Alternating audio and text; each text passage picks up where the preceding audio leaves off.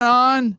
I think Anyway, yeah, it's on. You're doing great. I'm a little drunk. Had a couple of White Claws, but listen. No, it's good. Go with Oh, it. and Gino was over there, and then he left. He stuck us with the tab. I mean, that's Aaron. How much was the tab? $268. Oh my! Are you kidding me? What are you guys drinking? Like Hennessy shots? Gino was doing a lot of shots because the pizza guys were there. But I just want Gino. Like he wasn't Stancil, wasn't he talking a lot of shit at the bar? He was hammered. If He walked out at the bar. If you're watching Gino, come on. He walked out on a fucking $258 check on a Monday afternoon. So he's hammered, but wasn't he talking a lot of shit, Stancil? Not good. You had a few things to say. Wow, you're being so safe, Stancil. Because he thinks one of these ladies might have sexual activity with him if he's a nice guy. Oh, it's Gino. Gino's on the line. Let me explain this. They put Gino B as if there's any other Gino that would call into this show. This bit one last time. Why is everyone such a hack? I said I'm leaving. Maddie said I got the check. I gave him $100. He gave me money back. I never walk out on a check. Tell one, Kevin Brennan to try harder. Two, I'm nothing but nice about this show. I'm sorry fucking Aaron Berg is a fucking coward, and I've been covering for him the whole time. But I will not put up with faggots like Kevin Brennan. And then he walked out. Kevin, I'm sorry I can't carry your shit show anymore. My back is killing me. What the fuck do you want? I've never walked out on a tab. Don't be a hack. Now everyone else go. And for Christ's sake, I'm sorry that I can't do any more for these people, but Daddy is uncancelable, and everyone else the fuck is, which is why your friend Kevin Brennan is a faggot nigger lover that cancels everything you say on the show. Oh my God, I hope I don't get canceled because I'm a bad boy, but faggots like Kevin Brennan act bad, and then he says, edit that, cancel that. Kevin, say what you said in the bar. Niggers shouldn't vote and they're not people. That's what Kevin Brennan said to me in the bar. And then I'm like, I have to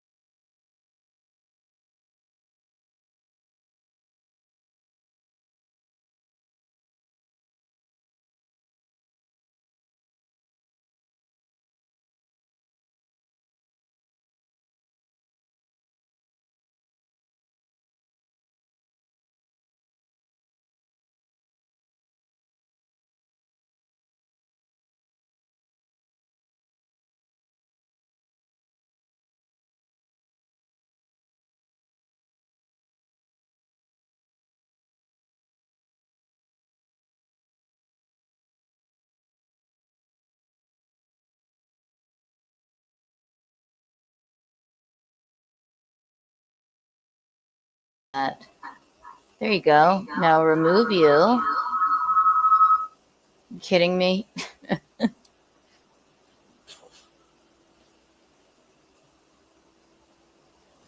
Jesus Christ. All right. Can they hear us? Okay, take that Did out. I do that? I just did did it. I got it. You do it. Okay. You do it. I'm doing it now. Jesus Christ. Oh, this is all, by the way, this is, no one cares. No one cares. Here's what happened. Kiki, what's wrong with the picture? We're on, right? There it is. Kiki, tell him what happened, my lovely wife. And I find it hysterical. Oh, and this light shouldn't be on. I'm sorry. Go on, baby. Tell him what happened. I don't have a face on, so I will say this verbally. Oh, no, I'll tell him. My keyboard. Her keyboard. Wait. Why don't you tell him? Tell him what you can't even do that. I'm sorry. I can. Oh, here we go. Watch. I would love to tell you what happened, but perhaps. Oh, my mouth's so big. What the fuck just? On. What? That's way off. You're way off, me. Yeah, I tried to tell you. You're not. This is terrible. It's great, but nope. Mm-hmm. Ow! There you go. Big. It's big today. You know what? Maybe we're too small. No, Gino, don't. At any rate, happy Monday, everyone. We are. I mean, I don't know about my wife, but I am fucking hungover, people. I am not. What's that? There. Well, my wife's keyboard needed a battery, but I started the show anyway. Right, because why would you know why would we know the battery didn't work? Right, right, me? That's right. And so I went, oh my goodness, I think I'll just start the show with my stupid camera and no one will be able to hear. It's not just, I wouldn't call it a stupid camera. I know that I didn't realize it wouldn't work without the TriCaster and my wife being in here and all that jazz. I just started it anyway because I don't listen. No, you didn't. I didn't. Somebody didn't. I never listen. I don't care. Be back later. At any rate, happy Monday. Very hungover. We opened the show. Hopefully you could see that content. That is the $10 bonus on the Patreon. White knuckling onto the Patreon. By the way, I have a little number in my head that when it dips below, it's over. It's over. I'm sorry. I've got other shit and projects I need to be working on. I love doing this. I love the guys. This is not a reflection on you guys. You're the best. But again, if I'm not reaching more people, what am I doing? But that I'm not threatening. I love you guys. What a great weekend. Me and Keanu did some shows this weekend. Obviously last night, and Larry will be here in a moment. He's a ETA about 15 minutes. Last night, of course, we did the secret show at Dangerfields, which is just such a fun club. I'm loving it. So much fun. And some great people out there. Obviously, me and Keanu, but really funny people too. Kidding, you were great, baby. Danny Polishek showed up. I guess Vlad Kamano had to run out and it wasn't his fault. There was some. Look, I'm sorry, but even Keanu would agree. Colored people time is retarded. Whoa, baby. How do you explain? So there's a show before it said, by the way, Barry Ribs is on, and it's some black rap comedy show that was supposed to be done by 7:15. It ended. Alana Love, but it ended at 8:00. Just blew the light. Just blew the fucking blew the show light. You know what I mean? So of course we had to start late, so Vlad couldn't do it. But a lot of great people were on it. I was on it. The great people. Matt Mead hosted it. Danny Polishuk was there. Our buddy Braun, our old friend Bronson Jones, was in town. So he did the show. He's going to be doing a show with me and Keanu May 16th in Old Forge, Scranton, PA, Dooley's. Great little gig we do every couple months. Fucking loving that. And this past Saturday, me and Keanu did a gig, some benefit. If you say benefit, it sounds better than saying fire hall. But I'm telling you, what a great gig. Me, Keanu, Andrew Rich hosted. I don't know if you know that name. You probably don't because he's funny, but he's a boring white guy. But I mean, he's a very funny white guy, but that's not going to get him stuff. He's just funny and white and older, and straight and married. I think he has a kid. He had a joke about the bands and changing the word. Oh no, he did a great joke. He does jokes like she was saying about changing, but he did a joke. I give myself Yeah, you'd have to see it, but I liked he did a joke about Billy Joel. He did, like, you ever heard that song? And you all have Captain Jack. It's like your sister's out, she's on a date, but you just sit at home and masturbate. It's like, at my age, that's the perfect night. My wife's going out, she's hanging out with her friends, she's just sit at home and jerk off. It's a good bit. I enjoyed it, but yeah, so that was a good time. That was a good time. I'm old. I don't know if you know this. I knew I was old, but I played softball this weekend. Hold on, let me say that properly. And by the way, if you don't know I'm hungover, yeah, I know I wore this. This is clean. I just washed it, but didn't even make it from the laundry into the closet. I just put it on with the hat. There's no headband today. There's no fucking hat. There's just hangover city. There's no whiskey to get through the hangover. God damn it, there's no whiskey. And why didn't you ask me? I didn't, because I don't want you to get with. Maybe I'll have a Yingling. Maybe. Whatever. What was I going to say? I forget. Oh, I'm old. Thank you.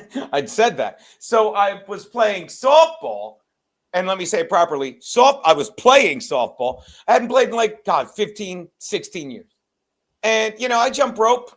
I consider myself in pretty decent shape, but I'm telling you, it's a different muscle. Fucking first ball hit to me, first inning, might have been the third batter. Fucking, I'm playing second base.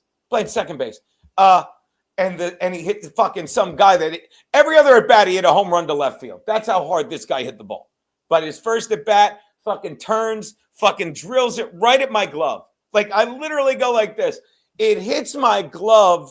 Oh, let me stop. Hits the ground ball to me, and you're in the position, and I twitch or whatever. And the second I twitch, my left fucking hand goes dink, and thank God, nothing serious, but just enough to be like, what? And it distracted me, or maybe it didn't, and it just hit my glove like a stone. So now, rather than just standing up and throwing it to first, because I'd have all day, the ball literally got to me in half a second. Oh, it bounces in front of me, and then I go to grab it, and I slip because I've got no give in my left leg, and I fall, and I skin both my knees. All 5 minutes into the game. I have pictures. Yeah, Keanu's got pictures. She came with. So then I come up to bat in the second inning, and I'm like, I don't. And I walk on 3 pitches, because in this league, you start with a 1-1 count. I walk on 3 pitches. Vagabond, not making excuses. I stunk it up.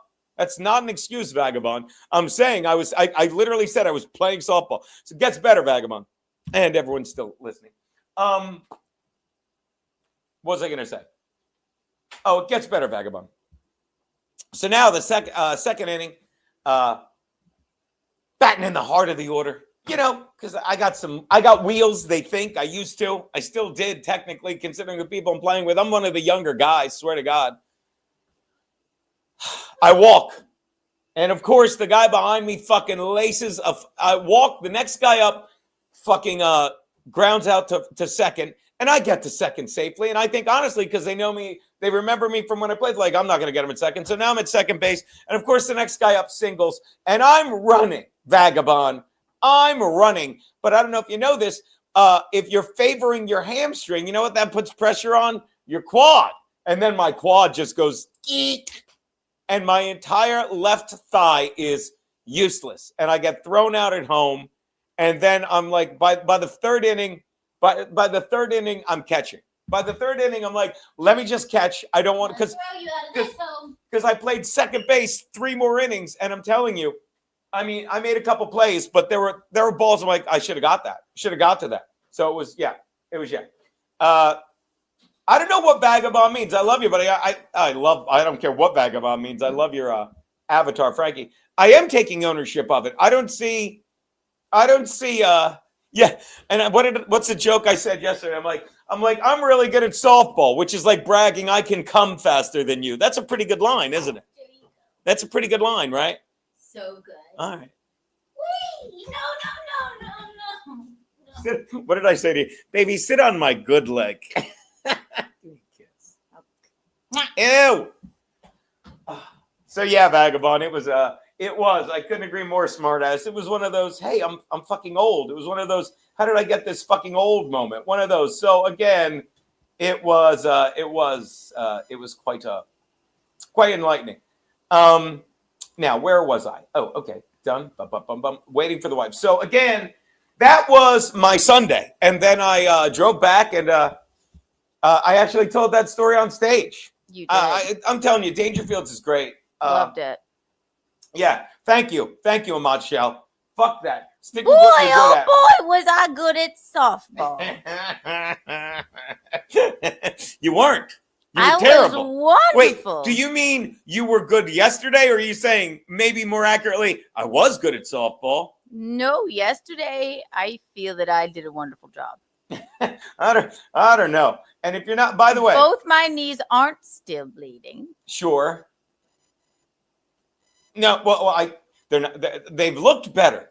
My knees, I'm not, and they hurt. Like, here's another thing. Like when I go to get something, like on the, like we have drawers under the bed, so I reached down today to get something, some socks out of that, and my knee, it hurts because I skinned my goddamn knee. Have a sip of beer.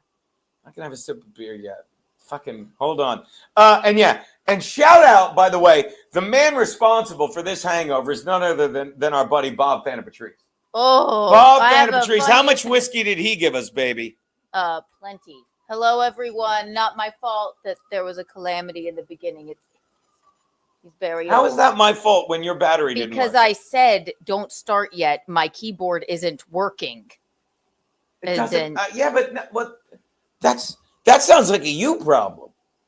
It's a you problem too, homie. I don't think, actually, it's a they problem. But I mean, really, I'll say it again. Who am I trying to impress with this stream anymore? It's you guys hanging out. Like, why do you have to be so mean to them? I'm not being mean to them, baby. I love these guys. But look, have I not always been honest? And I'm telling you, are we not doing more stand-up now? Yeah. And when we do the stand-up, I'm sorry, Keanu commands a room. And I get in trouble with her all the time because I'll shit on other people that she thinks are good. And I'm screaming, they're not. Stop thinking they're good when you're better than them. So again, I'm not shitting on this chat. I'm shitting on me. Okay? And when all is said and done, and like every day I look at the Patreon and I think the show's getting better. If it's not the Patreon, if it's not reflected in the numbers, the views, the money, if it's not, what am I doing? I'm exhausting myself, when I know I can do this. I've done this. I've done sports stuff for 15 seasons. I'm great at it. But now, fucking, there are people that are great at streaming. There are people that are great at everything. I'm great. I enjoy it. I'm good at it. But again, I got shit I can be doing that has a bigger, you know what I mean? I said bigger. It's got a bigger fucking, Are you in I've had it territory? Not yet, right? Mm-mm. I like streaming. I'm good at streaming. I like my podcast. I love your podcast. I think your show is good too. I think our show's great. But you know who else thinks our show's great? About 115 paid fucking subs. Listen. 115 paid subs think it's great. And it gets better, but I'm not. Look, I suck at promoting it. I'm sorry. I'm in this model where it's like, well, you got to shut the fuck hashtag.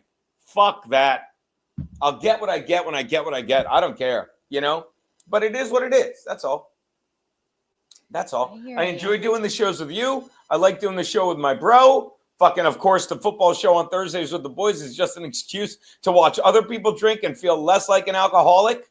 You know what I mean? But it's good stuff. It is what it is. We are doing a lot of stand-up. That's for sure. Yeah. And well, we are. And I know you're going to get us a gig with that guy, Kevin. What's his name? Lepka. Yeah, that unfunny hack that doesn't book us. Yeah, and you wonder fucking why when you talk like that. No. He doesn't know anything about us. He's surrounding himself with fucking mediocrity. I got to text him. I'll say that you do. I'll say this again. Fucking talent fucking trumps trouble. All right? That's all there is to it. That's why fucking, my stand-up fucking is great. Because fucking, it's to quote fucking iRobot, it's undeniable. When I throw shit in people's face, it's undeniable. You were great last night. My one regret of my set was that, well, no. I liked my whole set. I have to work on the Pope joke. Make it for all audiences. And then I did say that strange thing about which was my favorite part. I actually have a recording of it about the kid who was a fat cop. Right. Remember that? Yeah. There's Bob Vanna Patrice. I'm actually sending Bob Vanna Patrice. I said, hold on. I'm calling Bob. Can we call Bob? Let's fuck with Bob. I hope his ringer better be on loud. Hold on. Let me see. I'm uploading photos right now. Oh, hold on. Calling Bob Vanna Patrice while we wait for Larry Beyah.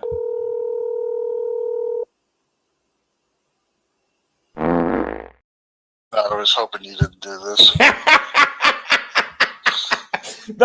Dude, one, thank you, and two, fuck you.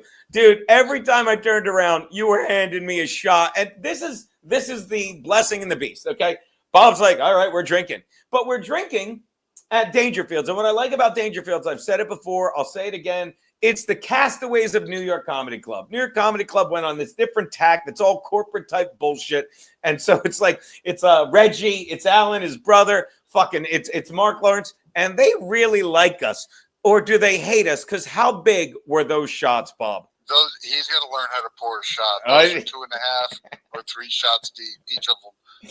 And every time I did a shot, I was getting it all over my cheeks, and I'm like, how is it I can't?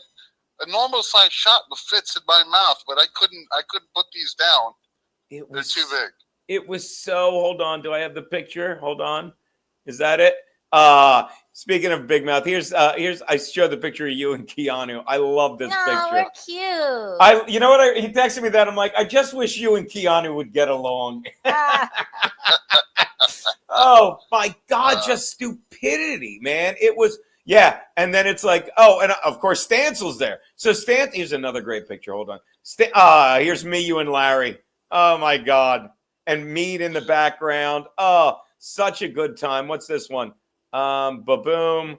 There's Misha. That kid's great. Young Asian guy. There's Bronzehead in the background. There's Maddie. There's Alan at the bar. Yeah, it is just like we need to. I'm so bad at promoting everything. We need to. Here's the whole group. Fucking me, you, Larry, Misha, Braun, our boy. Fucking. I always forget his name. The husband of Leslie. Why can't I think of his name? What a piece of shit I am. He texted me this morning. What? Look at Gay Bitches shouting out BFOP. Leslie, I can't remember your husband's name. It's not Tom. Tom's the other guy. Is it Matt? Is it Chris? I know Ryan's the kid. I'm fucking awful. He's going to kill. Bill! Oh, my God. I'm in such shit. I'm in shit. Sorry, Bill. I love you, Bill. That's Bill in the picture. I'm on stage the last time we did a secret show, or maybe 2 times ago. Bill's so drunk. We all got hammered. At the end, Bill goes to the bar next door, reaches over, starts pouring himself a Guinness. And it is such an old school Irish bar. The guy doesn't say you're banned. He's like, stop it. You can't do that. He's like, you're drunk. I went there one time and he's like, I'm so hammered. He's like, I can't serve you. Not, hey, get out. He's like, I can't serve you. I can't serve you. It's so good. We should have been there last night. That way, maybe somebody would have stopped serving us. The last thing I said to you was like, call me when you wake up at noon. Come by the show. You're like, I'm getting on the fucking plane, Gino. Then I woke up at 5:30 this morning. I was so hammered. Oh, I love it. Well, Bob, great fucking time. Great fucking time. Thanks. Glad we maxed out. Sorry I couldn't have lunch with you. I was too busy fucking. I was too busy reminding everyone that I can't play softball. I thought I could. It was like it looked like every sports blooper. Like the ball hit me and I fell trying to get retarded. All right, buddy, I'll let you get back to your hangover. Just wanted to ring the phone in here and say thanks again, my man. All right, buddy, thank you. Bob Vanna Patrice, everyone. Bob Vanna Patrice, very hungover. I have some more pictures. Oh, so where were we? Oh, we were farting. And really, that's all I got. I mean, that's a. Look at this. It's a fun show. I love it. You know what's up, baby? I show you. Come on. Come to the next one, Fitzy McFitzy. What are you telling me, babe? What happened? Well, we'll start from where I started. Here's Bob and Stance. Oh, you have some pictures as well? Let's see. Oh, my goodness gracious. Oh, my God. Yes, Stancil was there. See, and, of course, Drunk Jimmy in a very familiar-looking shirt. Love it. Look at Stancil. Stancil said he's going to try and come tomorrow. How great is that? I hope he does. I do, too. I genuinely hope he does. It was so good to see him. I genuinely hope he does. Well, Bring some. He's going to bring some Dubra and such. oh, my God. So, yeah. So, there you go. Obviously, that was the weekend. I really want to promote this. And speaking of promoting, all right, so we got this coming up. Jesus Christ. Like, I'm in Vineland where, Look at you. oh my God, look at that. I took that picture. I look good there. Like, this is not vanity, baby. I look good there, right? That's why I posted it. No, I'm not kidding. Because I like my hair's like, that's how it's supposed, I'm a little chubby, but that's how it's supposed to look with the headband and stuff. Oh, yeah. And by the way, those shirts are great. That's the shirt I wore the night before. Like we left. I did the show Saturday night. That shirt was clean and pressed, but it's such a fun fabric that it was just stuffed in my backpack. I'm like, I'm wearing this shirt again because I was too sore to even open the closet door. I'm like, this is fine. This is fine. So Leslie thinks you look marvelous. See? Thank you, Leslie. You look marvelous. Yeah, so that was great. And I love being on stage, and I'm definitely that's where I'm gonna do. I gotta reach out to Mark, and Mark paid us such a great compliment. You know, because we had I'm gonna be honest, there were like 30 people there, which you know, and it looks great if you film it, but it's like, and Mark's like, dude, because Matt, shout out to Matt Mead. Matt's like I love him. Like, and I gave Matt some advice, and I'd love to know what you think of this. I call Matt, I'm talking with Matt today, and I go, when you're hosting, stop trying to be funny. Just be you. He just is funny. Yeah. Right. So, my next line was, stop trying to be funny. Just be you, Matt. You're funny. He's like going over jokes. He's like, I have some jokes about retards or what. I'm like, you're just entertaining. Yeah. In and of yourself. I wish he would like what's his name? Oh God. Hold on. Bill got it. I forgot his name. I swear to God, I forgot his name again. Bill caught it. Like he's on stage trying, like doing some joke about the Mets and whatever, and it's not working because he's trying to do the joke, and he's got a pencil sticking out of his hat, and I go, is there an eraser on that pencil? And Bill heard it, and he's losing his mind laughing. And I'm like, if Matt wasn't so in his head, he would have heard it and played off me for 10 minutes. Because who was on stage? Actually, my proudest moment maybe was in the audience when we were sitting there at the table. And what did Larry say? He's talking about Arnold. No, it was Arnold Schwarzenegger. No, it was another guy. Mark Theobald was on stage. I just want to say that name to give him props because he's amazing. He's awesome. Yeah. But wait, what were you saying? And also, let's ask Larry what he was thinking when he did that, when he gets here. Okay. But you were talking, it was a thing about Arnold Schwarzenegger and stuff, right? What happened? He said Arnold Schwarzenegger had a heart attack. And he just told him, it's like he was giving him cues. Like, do you want to talk about this on stage right now? It was cute. Stancil looks good. Matt looks good. Everybody. It was a rebel-rousing time. And as fun as that show was, the freaking the other show we did this weekend was dope too. I loved them. Yeah. Oh, even Barry Ribs was there. Ugh. Oh. Barry Ribs, by the way, and Barry Ribs is he's a black comedy icon. I'm sorry, but look how fat I am. See, now there I don't think I look good. Look at his face. By the way, not only do I look bad here, I'm sitting next to Barry Ribs. And I look terrible. And by the way, love Barry Ribs. I was sitting there giving him props because Keanu and him did a show the other day. Yeah. And Barry's done putting up with Kevin's shit. You know, he is. He's like, what happened to you? He's like, you're on Letterman. Now what do you do? Of course, Barry's broadcasting, stealing Wi-Fi in front of in a deli in front of the refrigerated section. It looked like it had a big selection. I think it must have been a Whole Foods. And there was tables. Are you complimenting him or something? Are you the hugger at the Special Olympics? I didn't say Erewhon. I can't be bothered with Erewhon. Come on now. Oh my God, it's like heaven. Oh, that's great. The 2 Delta Gammas from Georgia. Oh, really? I'm telling you. I'll say it again. I look pudgy.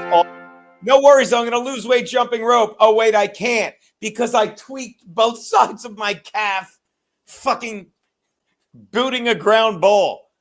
Unbelievable. Of that too. Looks like a weekend. It's true. With 2 Bernies. You know, he's got that like grandpa mouth, and you look like that's a bad angle of you. Put it back up. I like that. Put it back up for a second. I'm not saying we both look half dead. Derek, it would be called 3-day weekend at Bernie's, huh? Oh. Wait, how was that? 3-day weekend at Bernie's? Was that good? Oh. Boy, oh boy, was that funny. God, I crack myself. Are you even ticklish? That's wrong. I'm not ticklish. You know that. Oh, God. I am. Thank you. It hurts. Derek, what did you think of your Steelers draft, my man? Did they get a QB? No, I don't. No, I'm confused. The Giants had a terrible draft. All right, so long as I'm at it, look, if you guys, I should really promote this because I'm so bad at promoting. And speaking of filling rooms, I am back in, and this I feel my wife's room all the time. There you go. Thank you very much. Every 2 or 3 days. Indeed, I do. Like, now look, here's the show that I need to promote. I am in Vineland, New Jersey Saturday, May 10th. Me and Keekster are in Vineland, New Jersey. All right, take a look. Here it is. Share this tab instead. Look at this beautiful fucking picture. It's, hold on. It's me. Look, there's me. Jimmy Graham, Comedy Roosters, Prodigal Cox's son returns to Home to Roost. I'll be doing I've been doing I did over an hour on Saturday, right? All good stuff. There's the lovely Keanu. She kills it. And Jimmy Graham is great. So if you are in or know anyone in the Vineland, New Jersey area, get your ass to 830 East. It's at, you ready for this? 830 East Landis Avenue. Drink specials. Tickets are $20. You get a great show for $20. Spread the word, people. For God's sakes, let them know. Look, here's the link. Oh, put the link right in the chat. Why don't I do that? Here's the link. Control X. Put it right in the chat here. Oh my gosh. Put it right in the chat. Hold on. Let me make the thing even better. Nope, that's wrong. What was I going to do? There you go. There you go. Boom. Pin that in the chat. Oh, wait, I just did. There you go. Pin. There you go. Fantastic stuff. All right, what do we got? A little Rumble Rant action, baby. That'll keep the fucking lights on. What do we got? Ooh, fucking that hurts. Rumble rant time. Rumble rant time. Rumble rant time. Thank you, baby. Who's it from? I believe it's from dearest Gabe Itches. Hold on, Gabe Itches. He gets a clang. Thank you, Gabe. Your whiskeys. By the way, May, get ready. May, the engraved whiskey Jameson bottles are coming to fucking Gabe Itches. To Ron, to smart ass Al's. You're leaning too far over to me. Why? Because you get your head cut off. Well, that's because of the small screen. Like it's usually fine, right? Yeah, normally. Okay, sorry. Go on. Gabe Itches, thank you for the $2 Rumble rant. Gino, will you ever do shoeless stand-up? Bert Kreischer makes shirtless stand-up. I would do shoeless stand-up, Gabe Itches. That's kind of great, but you do have nice feet. I do have very nice feet. But people will watch this. Watch this. You want to go to foot cam? Watch this. No, that's all right. Come on. It's okay. What if it's accidentally like crotch cam? What's that? Oh boy. Oh man, I just can't wait to show people my pristine it's not working. feet. Gee, where? It's weird when I'm just here by myself. Oh, sorry about that. Oh, wow, it hurts. Oh, sorry about that, me. I'm having a rough go of it today. A little rough. Boy, am I hungover. Boy, was I mean to my wife last night. Oh, come on. No one wants to see that, do they? Tino. Oh, look at that. That's not bad feet, right? Why would we do this? What's that? Why would we do this? Watch this. Keep it up. Now you're gone. How do you like that? Bye me. Look at that. Oh, boy. Shit. All right, I'm sorry. Ew. Sorry about that. You weren't. By the way, you weren't mean to me, but we did get into a a moment last night because of your drunkenness. Yeah, because I'm going to say this to you sober now. That girl stinks. I don't care. She like there are people that are working their balls off in comedy, especially females that are very funny. And what passes for funny is shit like that. What passes for entertainment is shit like that. That's all. Thank you, gay bitches. Give him another clang. He said I have nice feet. Hold on. Watch this. You have nice feet. Gabe, I'm going to clang it with my toes. You ready? Oh, Gabe, boy. Gabe, ready? Oh. Put those dogs away, says Creep Boot. Suck it. Suck it. We might, you know what? Watch this. Is this a stream? I'm going to do the entire stream looking at my feet if we don't get $100. Oh, whatever. I'm kidding. No, we were talking. No, not Schlesinger. Although she's not. Do you like her? I don't think she gets enough credit. I think she's absolutely hilarious. Actually. I don't. I do not think she's hilarious.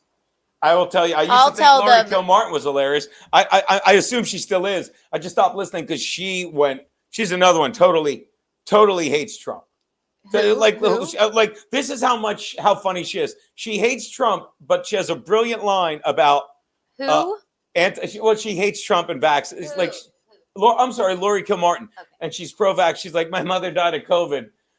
She's like, here's something ironic. My mother loves Donald Trump and she died of COVID. I wish she could have lived long enough to not get the vaccine.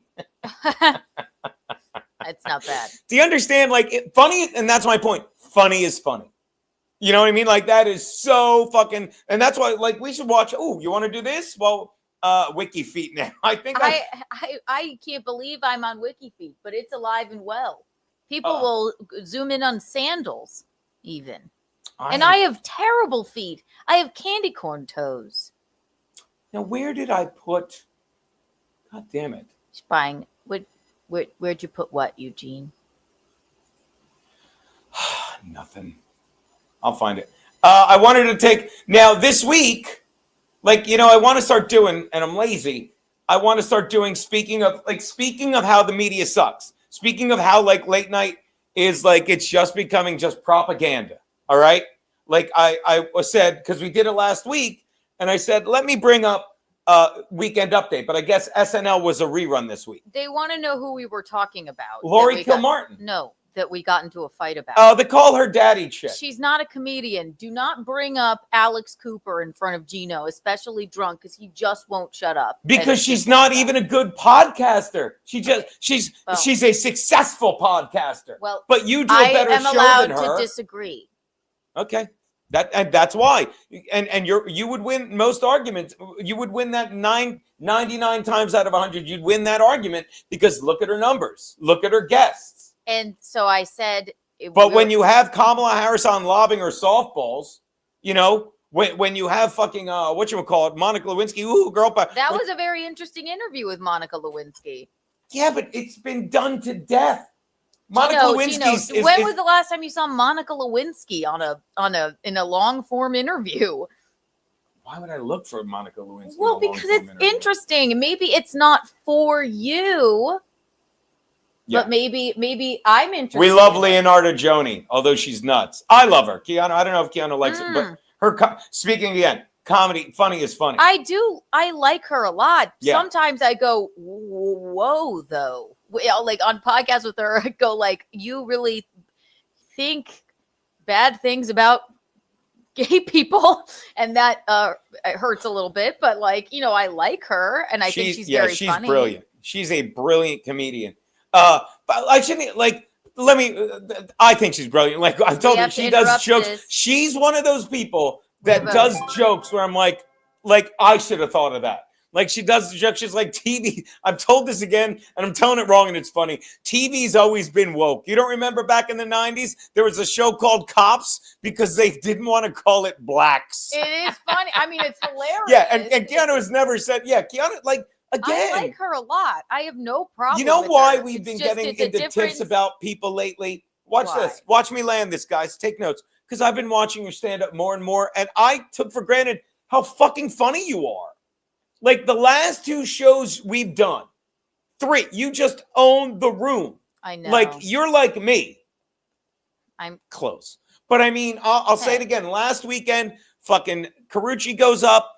Then fucking this other guy, Mr. Will, who's funny, but the fucking sound isn't loud enough for the room, and they're just talking over it. And Keanu looks at these 12 fucking broads. It might have been 12 or not, but the line, and they yapping the whole time because it's girls' night out, and they don't realize. And Keanu, without saying, "You got to shut," a shitty comment be like, "You guys got to shut up." I'm trying to do my act. Tiana goes, "You girls are like the Last Supper if it was whores instead of men." Yeah. I don't even know if that's like, and they loved her. They lost their mind. They listened to her. And I'm telling you, years ago, when I still lived in Delaware, I was doing a show, and this guy goes, "I've never seen a guy insult a table of black people the entire time and then fucking have drinks with them the entire night afterwards." I'm like, that's what you do. And again, the more I watch you perform, honey, I'm sorry, the less patience I have for fucking female comedians. Like, she's great. She's young and she has 8 billion followers and she knew blah, blah, blah. You know what I mean? Like, that's why. This is probably I don't even know where this came from, but I did clip it. Thank you, whatchamacallit, Drunk Jimmy, for this. But do you play it, baby. Yeah. I don't know if I can post this. I'm kind of afraid to. It is so not something I would normally say on stage, but it did get a pretty good laugh. Here you go. You like, so you'll be a cop or something? You have to lose weight? Stop it! Oh my gosh, no, not at all. You could definitely kneel on a neck if you needed to.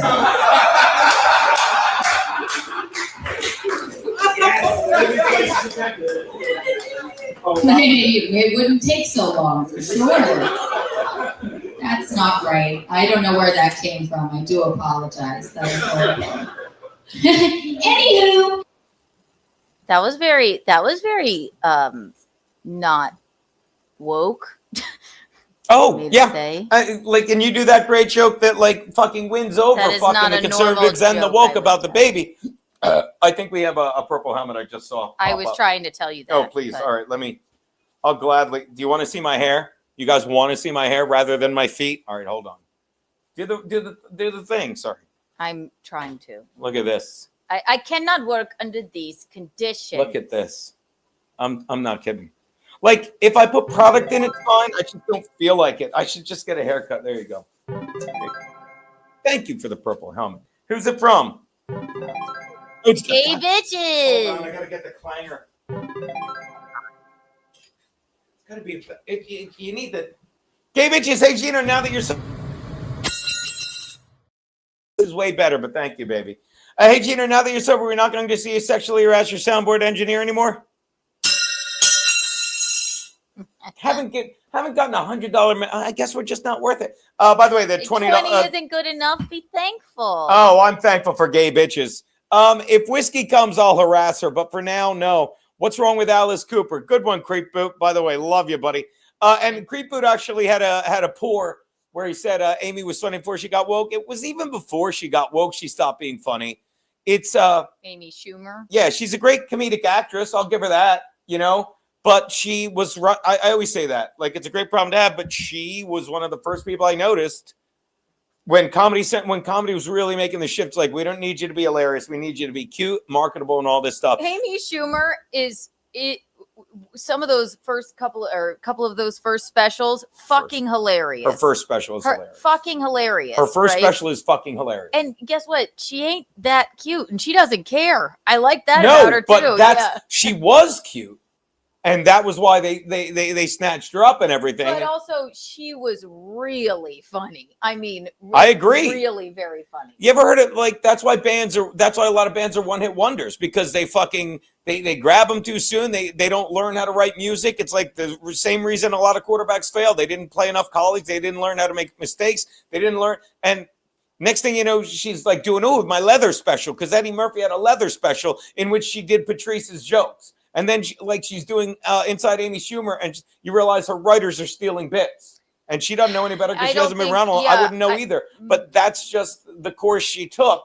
But it's not her fault in a way, because, she's not, like, I'll say it again. One of the greatest compliments I got from Marty It's just like, Gene, you're a white dude. You're straight. You're over fucking 30. That's how long ago this was. It's like you got to be funny to get work. And he's like, that's why you have an act that doesn't fold, you know? You know what I watched last night?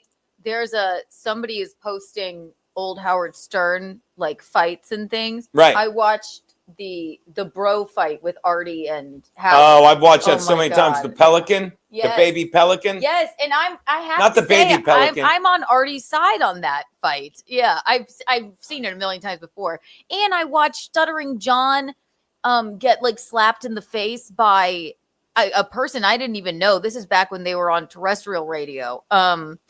God, his name was like AJ or something. And Stuttering John's in like a tank top, and they talk about it for an hour. Do you remember this? No. Because who slapped him in the face? Let me see. I can show you.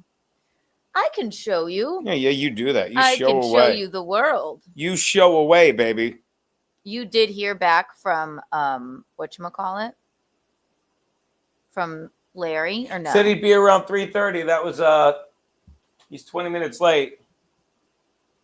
Mm-hmm. God, I hate to tell him we're not doing a long show today. AJ Not unless if someone sends whiskey, maybe. AJ punches Stuttering John in 2001. What's that, baby? Do you want to see some of this? It's just crazy. Yeah, YouTube will fucking ban us, but I don't give a fuck about that. No, it's not on Howard Stern's thing. It's on somebody else. Yeah, all right. So maybe they won't. I definitely want to see it, and they won't fuck with us on Rumble.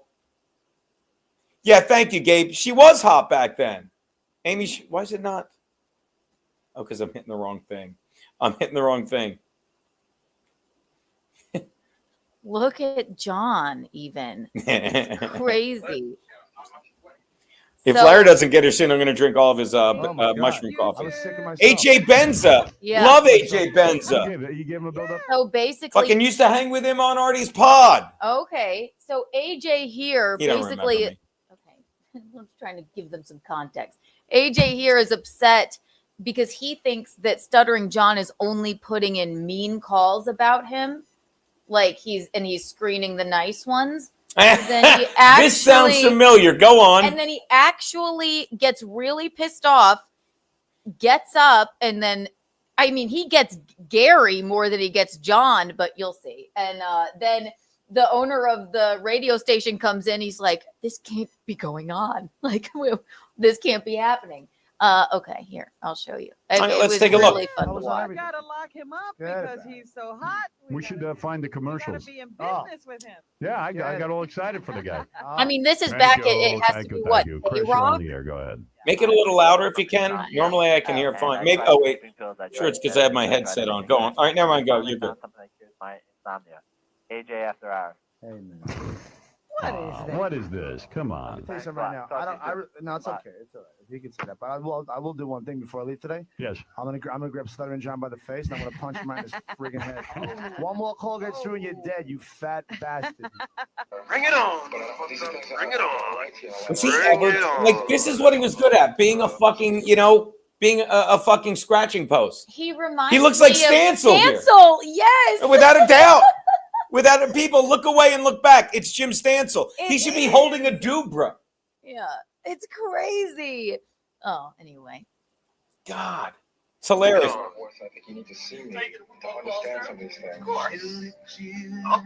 make the next call. He's taking the calls, and now Stuttering John is going to make the next call and fuck with AJ, apparently. All right, let's see.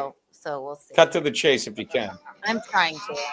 Baby, you can't do anything wrong. You're good. So Gary's going to give him the phone. He goes, Going to in this video is the AJ After Hours show. That's John right now. And you know, That's John right now. and you know who's really embarrassed? Even more embarrassed of that show than AJ? Oh. His hair. It jumped right off his head to get away from him. Hey, John. Yeah. I knew it was John. I knew it. Get him in right now.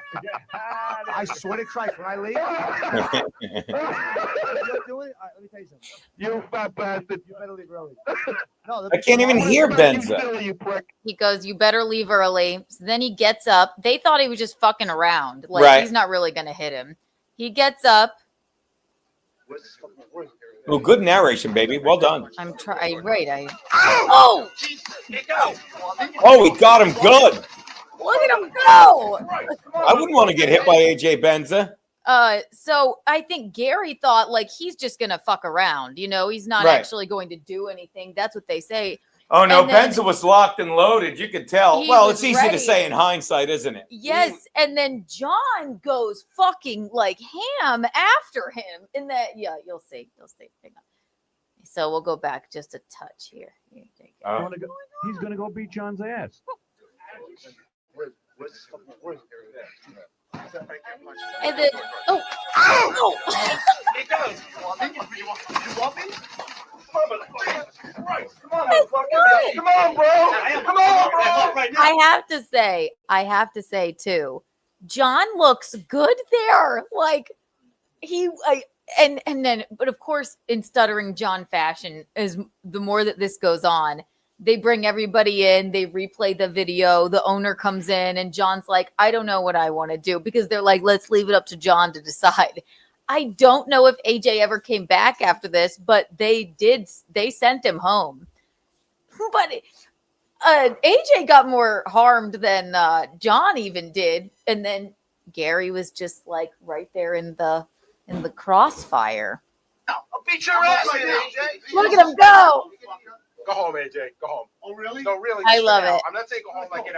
This was a good day. Just calm down. Papa Pooey's yell is the funniest. How many times? I know we can't do that. You can't take a joke, AJ? Oh, Ronnie. John, inside, John. Dude, I don't dictate what. No, because none of them thought that was actually going to happen. It's wild.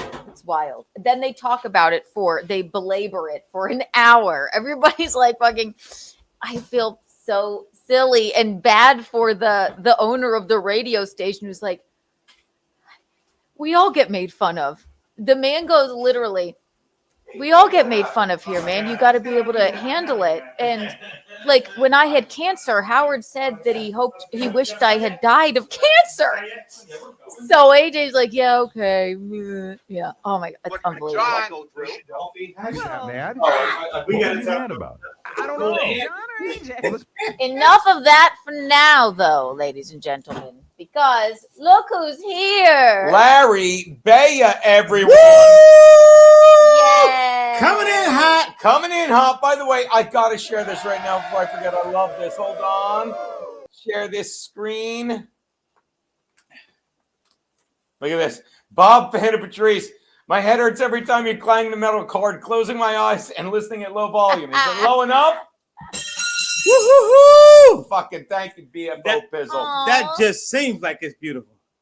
Oh, my God. Larry Beyah, everyone. How are you, buddy? Phenomenal. Just came from Memorial Sloan Kettering. How's that treating you? It's treating me good. I got to go tomorrow morning, too, because they say, we need to identify some things. But, like I told Kiki last night, all we claiming is victory. Hell yeah. Sounds good to me, buddy. All right, so check it out. All right, so I know y'all probably talked about the show. Wait. Did. Kiki got the grapes today. Kiki. Because I'm hobbling around like a fucking idiot. Yeah, I saw you. So, oh, my goodness. Who is that sexy woman? Bring her back on screen. They call me Soundboard Kiki in the street. Oh, as they should. Look at that. Oh, my goodness. Yo, let me tell you something. Yeah. God blessed you. I say that all the time. God bless you. When I sneeze. Now here, check it out. So last time I remember, you had 2 working legs. Yeah. Oh, yeah. Oh, we opened the show with that. Larry, really quickly, I played softball for the first time in 20 years. I told them third batter of the game. And I'll say it again. This guy he's the monster. He bats fourth. He was the 4th batter. He's a cleanup hitter, or maybe 3rd, whatever. Okay. Every other at bat, and they played a doubleheader. He hit into the woods. Okay. Okay. He knocked it out. And he's a right-hander. Okay. And not making excuses, because I love play. Like he fucking turns on a ball, and I'm at second, 1 hop. Laser at me, right? Yeah. And so my reflex, I immediately twitch to get it. Yeah. And the second I twitch, my left hamstring goes dink. How did it go? What was the twitch like? What was the twitch? You had the glove in the right hand. You got to make the play. And I went to go to make the play like this. No, it couldn't have been easier. All I had to do was this.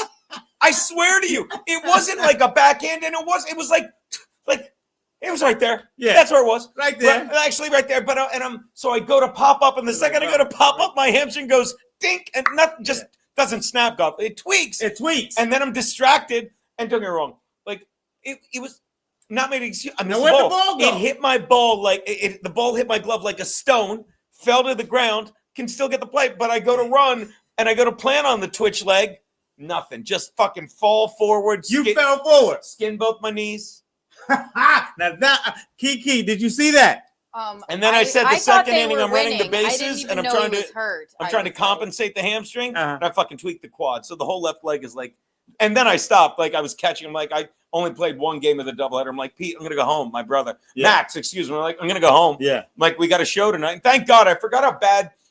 If we would have been late, actually we wouldn't have been late for the show. What is it with your people and keeping track of time? That early show. Let me tell you something. Larry will tell you. First of all, Keanu, did you see him tweak that leg? I am looking She for was at the photos game, of now. course. I think I do have some video footage. Okay. Oh, do you really? I'm looking. Okay. If you could find anything, let me tell you, there's no good footage of me. Actually, I walked. That's when I got, and I had I lined out to I got the pitch I wanted. I fucking went, to the opposite field, Okay. liner. But because my legs fucked up, I didn't turn on it, or maybe because I haven't swung a bat for real in fucking 15 years. Yeah. But if you don't turn over, the ball didn't drop, and Right. it just was it looked good. It looked good, but it just hung up there for the outfielder to also do this. But he didn't tweak or anything, and it stayed in his glove. Weird. Oh, now here's what I want to know. Okay, so what am I thinking? I don't know. Yeah, because it was spring. It was spring. It's baseball season. I was just back on my old baseball field that I started on, and I did a video. Maybe I'll send it somewhere during the show, or whatever, after I make this point. And I ran around the bases. I threw the ball, and I felt good. And I said, you know what? That's for me doing all the Tai Chi and doing all the yoga, getting for the cancer to get my. Oh, look at you, By the Mr. way, Handsome. at the risk of doxing, that's my nephew, Nick. Oh, sorry. And that's Max Lodes' arm. Where? Do you want me to not? No, Yeah. I don't mind. That's Max Lodes' arm. That's my big brother. Also, I would like to remind everyone, Gino said he was one of the youngest people on the team. Okay. And I. Yeah, you're right. I should have said. I should have said in the league because it's an old person league, and that's another reason. Go back to that picture a sec. That's another reason. This I know how long it's been since I played. I used to play in the same league. Yeah. Because that person on my right, that handsome, funny, hilarious 21-year-old, just turned 21. He was a baby. He was like 3, so 18 years ago. And I would drive down and hang with my niece and nephew and play softball. How old were we 18 years ago? 18 years ago, do the math. 20 from 56 plus 2, I was 38. 38 years old. That's wow. My Yeah. wife's age. Yeah. Now listen. So I was what? Did anyone hear him say his wife's age? Just saying. Did anyone hear that? I pay attention. Yeah. You said your wife's age. That's my wife's age. No. We'll get with that later. But now here's the deal. Hold on. What? Why are you so proud of yourself? What? Right. Because he wasn't. Yes, wife's age. Oh my God! Hold on, I'm dear. so I need to have a conversation. I need to have a conversation with myself. Is she really this fucking stupid? Is it me? Oh boy, is she dumb. Well, if I could defend my wife for a moment, I would say that it's because Kiki already had the knowledge that Larry had recent nuptials. So that would be why. Where did you move that belt? I didn't move nothing. It's on the bed. Okay. It's on the bed. Okay, now here's the deal. Kiki. Yes. Now, let me ask you something. No, not Gino. Kiki. I got confused. Shout out to my boy JJ who made me this belt. I have one. Look at this. J to the Look J. at that. Wow. I thought of it because look, you're not sure how good it is. Look at that. Compare them. That's dope. Is that amazing? Yeah, listen. It's better than my belt. Look at that. I didn't even put the belt on. It's better. Listen. Look at that detail. By the way, Look at that detail. If you guys want a belt like this, let me know. I'll give you JJ's info. But he's fucking great. And if you want a belt like this, I'm selling it because I need to buy my medicine. Listen, I'm wearing it like a championship belt today. Gino, listen. See, you didn't even see the abnormality of a black guy with a belt.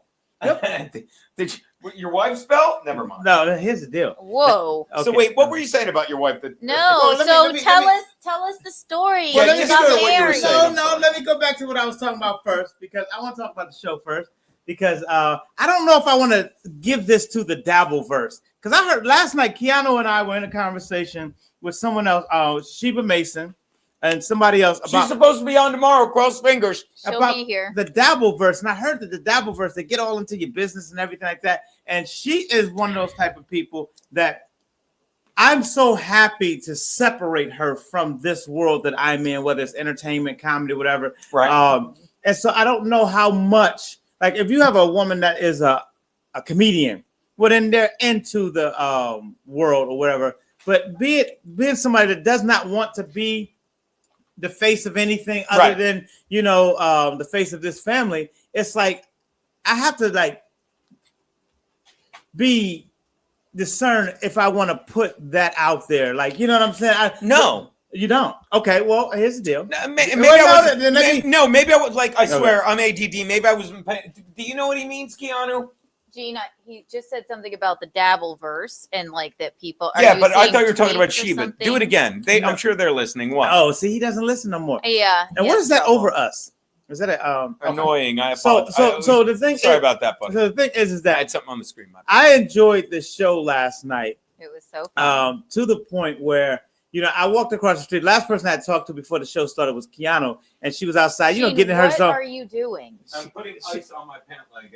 It looks like you're see playing you with in yourself. the mirror, and it looks like it does look like you. Listen, I can't even look over. We can see you in the mirror, and it looks like you're taking a piss on the soundboard. I was putting. Wow. Putting a lump. They call your brother Max Lowe's. You're Gino Lowe's. Well, I was just adjusting my. I was just adjusting my peanut. I'm kidding. Yeah. So I was putting the ice pack literally in my pants on the compression pad. I'm sorry. Go on. So are we ready to listen? So the last person I was talking to was Keanu. Like, because when I go out to go get my slice of pizza, Keanu's always in her place, getting her in her zone. That's one thing to do that. Smoking a cigarette, drinking a white. Anyway, go. But she's standing by herself, getting into her zone, and Which is what I like to do before the show. I'm not just smoking and being. Baby, I'm gonna bust your balls. Be a comedian about it. God damn. Here's the deal. When I tell you, it worked to the hill. Because when I came back in, the next time they said Keanu crushed it on stage. She's been crushing. It's insane. I'm getting in trouble she'll talk about other female comedians like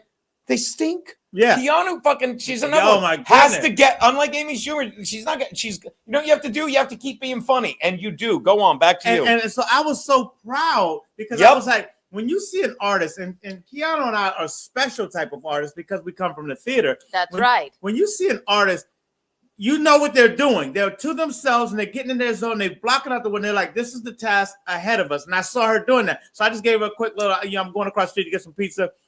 And then I just went across the street and got in my zone, because that's how I get in my zone. I leave the venue, go get a slice of pizza, and I sit there. I crawl into a bottle of whiskey with friends. That's what he did. He did exactly that. So we all were doing whatever we did to get into our zone. Whatever your process is, Gene, but we're from the theater. And Yeah, I can't wait to talk to people and the streets. I can't wait to talk to people afterward. But before, I want to smoke 6 cigarettes, have a claw, and be by myself. And Larry understands that because it's our theatrical process. I think more people are like that. More comics are like that than not. Artie was always like that. Artie's like that? Yeah. Oh, a lot of people are like there's times like I used to be like that. There's a time when I was like that, but now it's like I know like I'm so used. And this is another thing I noticed, and you might have noticed it just now. What? People are like, whenever the haters are like, "Oh, Gino never stays on topic." If you've ever seen my hour-long set, Keanu, do I not weave in and out of bits and come back? Because that's stand-up. That's how I do it. Unlike these boring fucks who just pass for fucking mainstream fucking TV comedy these days. I learned from a guy named Mike Egan. I'll never forget. Mike Egan? Mike Egan. I don't know him. Great guy. Okay. And he just I've never you have seen to an fucking audience, stay. I've never seen an audience dislike you. They can stick with it. Right. They love you. And that's how I want my comedy to be. I'll literally leave a premise, come back 20 minutes later, and it's great. But people are like, yeah, but that's when you stream. I don't give a fuck what they think. Well, it's because it's a callback too. It's brilliant. Your By the way, wake up, Bob. Bing, bing. Now, You said something about a callback, Kiki. Well, your act, Gino, is littered with callbacks, which Yeah. are hilarious. Yeah. Right? So They're brilliantly to say placed. that They you are. don't like. Maybe it's if your streaming style doesn't suit some people, then fuck, who cares? Don't watch it. Yeah. Now, here's the deal. Here's what's so beautiful. No, it's not that. And sorry to interrupt you. Yeah. It's but it was more for me. I said it because it's like, now I realized why I am like I am on my stream. And don't get me wrong, if I really wanted to commit to being something different, I would. But this is how I want to do it. You know, you're like, oh, you bounce all around. Who gives a fuck? You know, we could be like, oh, look, I'm going to dip in my toe into the river of the Dabbleverse. I'll tell you who stays on topic, Melton. Steel toe, fat, lie. I'll tell you, it stays on only topic. has one topic. Yeah. Steel toe. And by the way, Gino was right again. I'll say it again. What don't you get? Nick Recaita's a piece of shit. April's a fucking sellout fucking whore. And fucking Kayla Recaita loves money more than her children. Been saying that for a year. Yeah, but it's a different court case. Why do you think anyone's? And by the way, Larry, I want to apologize. Now Don't apologize. No, me and Kiana both want to apologize to you. To Larry. me? What'd y'all do to me? What I do? When we showed up at Dangerfields, remember, everyone's like, we're not going to watch the show because the Dabbleverse doesn't like Gino and Keanu. And they left. Remember, no one knows who they are. They're the only people who think they know what they like. Oh, I miss. Like, I'm really enjoying trolling. It's like, I was right about everything. Right, and you're stupid. You're not real. I'm not real. Go ahead, Remember, Keanu. and I did so much blow with the door guy that doesn't exist. Who did? Right? Who did? They did blow last night? No, this is what they say about me now. It's that I am having sex with all the doormen at all the comedy clubs in all Manhattan. of them? Name for one blow. doorman at a comedy can't club. Even, and let me tell you something. I can't. It's I- been years since I've done fucking cocaine. Literally And days years. since you But blew a they don't doorman. have anything else. This is what they need. So this is what they will say. I can tell you don't do cocaine because you look beautiful. Yeah. And here's the deal. It's not safe to do it anymore. No, and here's the deal. So then we got in there, and then By the way, real fast. Okay. Yeah, Carmix is a fucking stupid piece of shit that we were listening on the way back. I'm sorry, I keep interrupting the guests. That is what I do. We're driving back 2.5 hours from our gig, and I'm like, oh, Brennan's on, so we get to listen. And this guy Carmix is on, and he's what do they call me? Wet brain. He's a literal wet brain. I think he has fetal alcohol syndrome. His mother was a drunk fucking skank cunt whore. But you know what he does? Yeah. He gives money, probably our tax dollars, to Pat Dixon. So he's vehemently like, Pat Dixon, I think what Gino and Felicia did. He's such a fucking nobody, and Kevin monetizes that fuck. Kevin probably made he definitely made 4 figures that night. Yeah. $4 from me pretending, shitting on Stevie Lou twice. Just monetizing that stupid faggot fucking dumb wet brain that is Carmix. Now, back to you. One thing I will say is that I'm impressed by Kevin Brennan exploiting what he's doing, but I'm not going to say that I know what he's doing because I don't watch Kevin Brennan. I just love Kevin Brennan, but I don't watch Kevin Brennan. We open with a clip of him. Okay, but the thing is, what I would say is I was so impressed with you last night because remember Alana Love? Does she remember Alana Love? No, she doesn't. I mean, am I not like were you there when she drags me in? She's like, yes. She grabs me by the and I said, Gino, no. Like I go to give her a hug, and as you're getting closer, you're like, at what point does her face turn back into Alana? Right. You know, and she was on something. She was high, drunk, whatever like that. I sent the picture to Josie. And we love her. We love Alana. I said, get your friend Josie because she is fucked up right now. She's fucked up in the game. But the thing is that she was so invited. She wanted you to go on stage at that whatever type of show that was that came on before us. Yeah. What you describe it, I'll co-sign it. Yeah. What did you see? It was some black. Barry Ribs did stand up and he was great. I'm told. I didn't see it, but everyone walked out when I was sitting. But they were just singing and rapping and whatever, and it went fucking past. Our show was supposed to start 7:30. Well, seating. No, it wasn't. It was supposed to start at 8. The seating was 7:30. 7:30. So we didn't seat to 8:20. Yeah, baby. While you're blowing the doorman at these clubs, that's when they're seating. Yeah. You know me.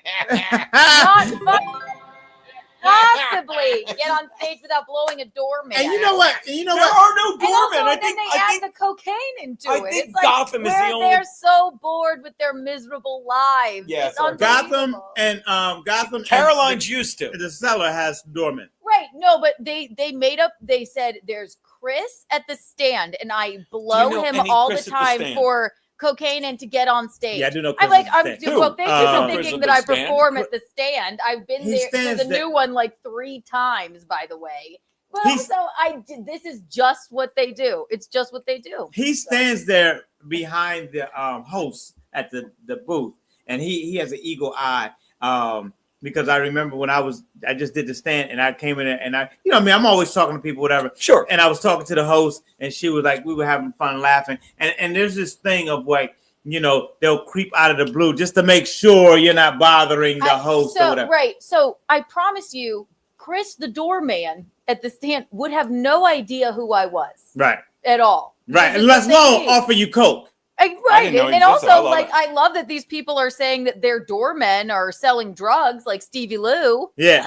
Now some Isn't people. that wild? Now some people you can get drugs off a doorman. I will be the first to say that you But can. from Chris from the stand, I don't do you think so. you could get some cocaine? Unless I've gotten it from them, then I can't vouch that that's what Chris is doing. But I can don't vouch even know for the him. doorman He that I have wouldn't know gotten it from. me either. It's unbelievable. And then so then Gino, what I was impressed with you was, thank you. Buddy. You were going back and forth on stage after we started and everything, and you went before me, and it was like so much fun. And I was waiting, and then you need a doorman and violin. Fitzy wants a blowjob, baby. I love that. hear Guy. that. Yeah, go on. Yeah. And then so you said, "Oh, why didn't I see this?" And then that girl that was the Russian chick. Yeah. And then you said something, and it was perfect. And that's why jumping around suits you. Yeah. Because I don't want people to. I want to keep the don't whole burn audience up your on- material, and I want to keep the audience off balance. Right. It's a great gift Let to me tell have. you all about comedy. Let me tell you about I gotta comedy write this down. as it's different from dramas and different. I'll things tell you. Go ahead.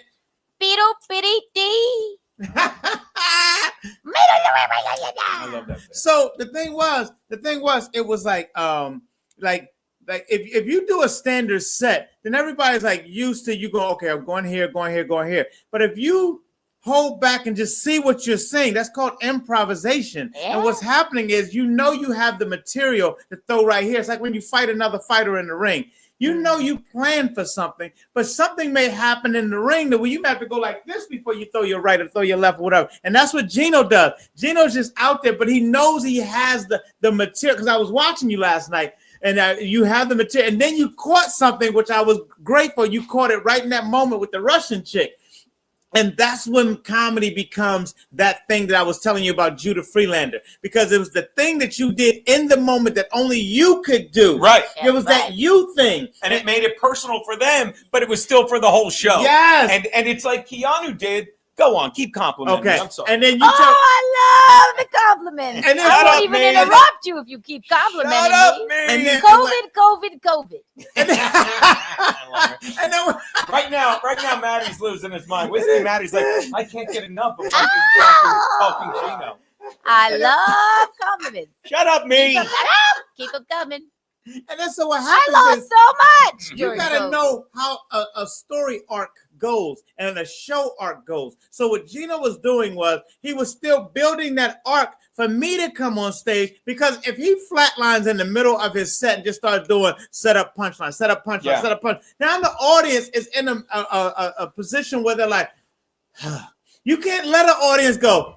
No. You have to let an audience know, oh shit, we're still on this ride. Oh my goodness. And how much fun was it to compliment all of us? Yeah. Because this is the other thing I love about the secret shows. Like, it's like the old roast battle. When roast battle was good, it was about the entire room fucking like surrounding the crowd. Yes. And I'm like I'm riffing, I'm improving, for lack of a better word, about my softball injury with those people. That was great. Love it. It was that was all great. new, blah, blah, blah. And then I dip into an old joke just for those kids, because they don't know, but I don't know. I'm like, Larry, you don't hit a women. You don't hit women, right? Yeah. You don't hit them hard. Tell them why, Larry. They black out and lose the lesson, Gino. Yes. Because I've told that joke every fucking Right, show, and it but was I like, love it. And they're just like, yeah, that's not new. I'm not trying to trick you with Right, that. but the new We are people, not improv that, Larry. Larry, here's a little dish. Little yes, packs, and it then was great. I'm waiting to go on stage, and I got a chance to throw that back, and then the new people who never saw that bit, they would laugh, and the next thing you and know, the people that know it, like Leslie and Bill, are like, and Ryan, they're like, he's doing that bit. He's doing the hit a bitch bit. Meanwhile, Leslie is texting me, and I love Leslie, and we're gonna get to Leslie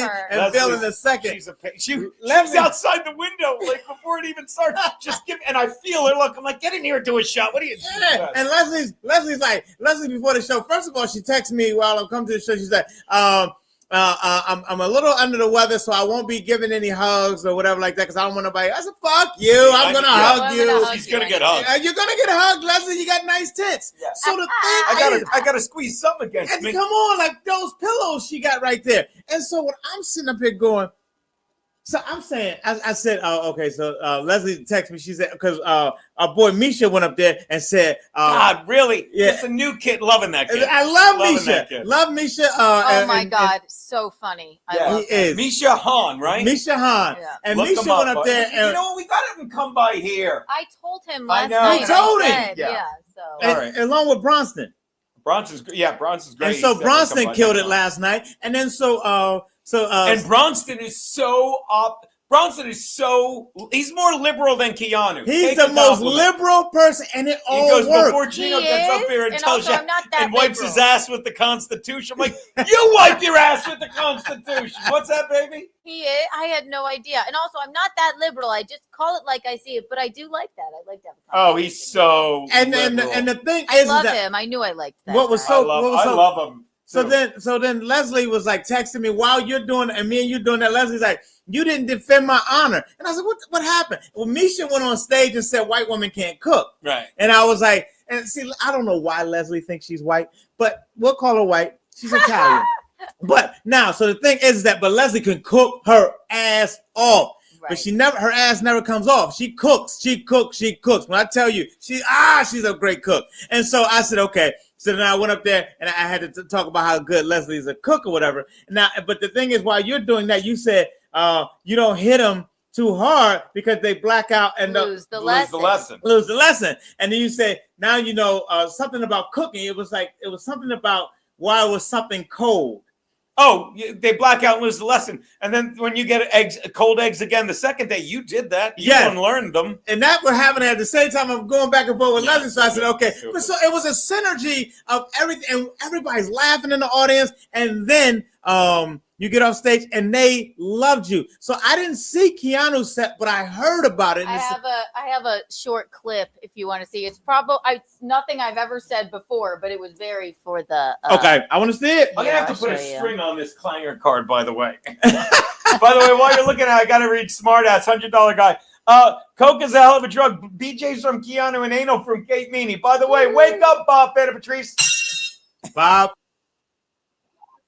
I gotta see it, Keanu. Sorry about that. You're gonna like I gotta see it, Keanu. I can't just hear it. I'm gonna show you. Right because Keanu was dressed sexy last night. Had her pink on, her hot I know. pink. I didn't even take the jacket She off. had her hot pink on. You like, so you'll be a cop or something?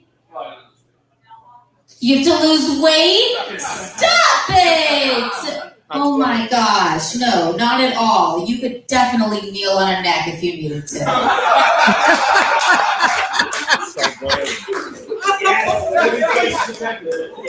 Keanu, a little take so long.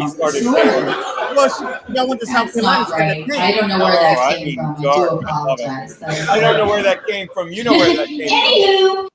So that's what I'm saying. I didn't see that, but I kept hearing like, who's that girl? We like that girl. And that's when you know that when someone doesn't even know who you are, they've never seen you do comedy or whatever, and the girls come out and they saying, who's that girl? I'll take it a step further if I may. Go ahead. Who's that girl? Who was the bartender was there from the other bar, and she was banged up. Yes. But I didn't mean the bad way. She wasn't Alana Love. She wasn't Alana Love. But she was just speaking the truth. I'm sitting right here next to her, right? Uh-huh. And while you're on stage, she's like, "You guys are great, such a great show." While I was on stage? Yeah. And y'all were at the bar? No, we were at the table. Remember? Okay. Yeah. Okay. And we're watching. She's like, I'm like, he's great. She's like, you guys are all great. You're so funny. She's like that girl Keanu. She's like, she's the funniest one here. And she looks at me. She's like, no offense. I'm like, I'm no. telling you. But that's my, what I kept hearing. My point is, I'm not trying to sell you on Keanu. We know it. But it's like when women see actual women that are funny, they don't say, oh, I like Amy Schumer. Right. Oh, Ilsa Schlesinger's funny. They go, oh my God, that girl's funny. That's a great point. She's blown away that you're funny and you're a girl. And I don't mean this disrespect to you. Yeah. I mean how fucking watered down female comedy has gotten on TV. Yeah. That when they see an actual funny female comedian, like, that girl's funny. And they don't even realize the compliment they're saying or the shitting on the network stuff they're doing. Does that make sense? Yeah. Keanu, come on camera. Yeah. It's not what he meant. What does it feel like to you when you're on stage crushing it like that? Well, isn't that the big? Other than making Kevin, don't throw things at me. I Call cannot HR. work Call on stage. HR. Call HR. You do not have to put up with that. Go ahead. It's the biggest, dopamine hit, other than making Kevin Brennan laugh. It really is. I'm just teasing, but no, or waking Bob Fan Patrice up. I don't know if you're like this, Larry, but I can't see you. When I was in the theater too, you go kind of like I can't see you, Kiki. Where'd you go, baby? You're talking. Back on. Okay, go ahead. You do this thing where you're like, God, I'm getting in the zone. I'm not particularly nervous, but why do I do this to myself? Like, am I gonna like? But then once you do it, then you're like, fuck, I gotta do it again and again and again. You can't help it. Yes, it's the weirdest thing. Yeah. And that's the thing, because that again and again and again is what again is what you have to do to replicate it, so you can prove to yourself, I am a comic. It wasn't just a one-time thing. I can do it again and do it. A lot of people are one-hit wonders, and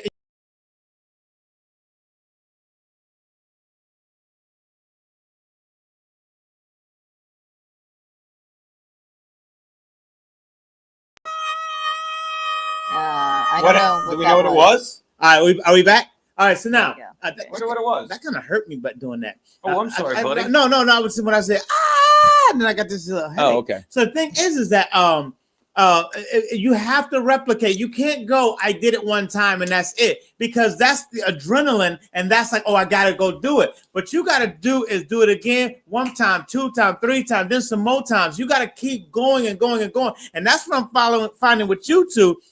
That consistency of, I've never seen no downtime since we've been doing this secret show between both of y'all. I'm like, yes. And that's what secret show is. It's not about proving that we're a comedian. We know we're comedians. Yeah. It's about the fun that we're having. It's not about me. It's not about Matt Mead. It's not about Gino. It's about all of us and the audience having some fun. And even when the audience is kicking in, throwing shit back at us. Yeah. Then it's like, it's been in that. I love it. I don't mind that at all. Right? Yeah, it's been in that fight too. And that's what I appreciated about last night. So now getting back to Bill and Leslie. Oh my goodness. Okay. And did we We still don't know what happened. We left Sheba. You mentioned Sheba. Well, Sheba, they were talking about the Dabbleverse, and then Bill ran her off when he told Sheba, who has big tits, that Leslie's tits was bigger than better than her tits. Bill is so stream of thought out, like, boom, I'm just gonna say it right now. He's like, yeah, she got good tits. And she was like, what did you say? He's like, yeah, she got good. And then Leslie said, yeah, I have good tits. And I was like, okay, we were talking about the Dabbleverse, now we're on the tits.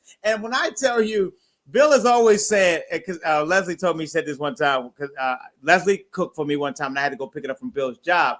And she made me this great pot pie, chicken pot pie.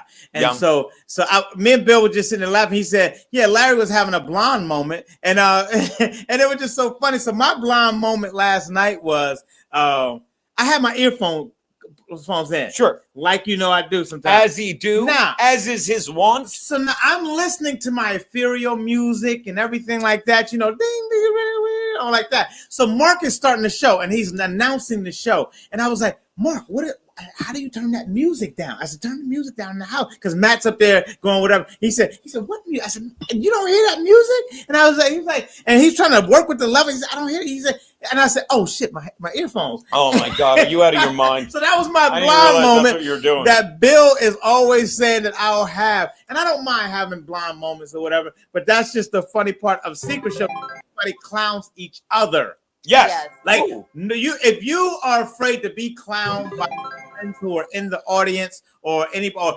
somebody in the audience finishing your punchline, and it could be funnier than what you were going to say it, because it's the way it came out of the blue. Well, when you're shitty, insecure comics get upset by that. Yeah. But if it makes everyone laugh, what did you say about Arnold Schwarzenegger, right? Yes. Right? So you said, good. You were telling who was on stage? Mark Theobald. Mark Theobald. Keep forgetting Mark Theobald, bitch. Don't call her that. How dare you? You better call HR. Listen, you do not. I can't visit her without the whiskey.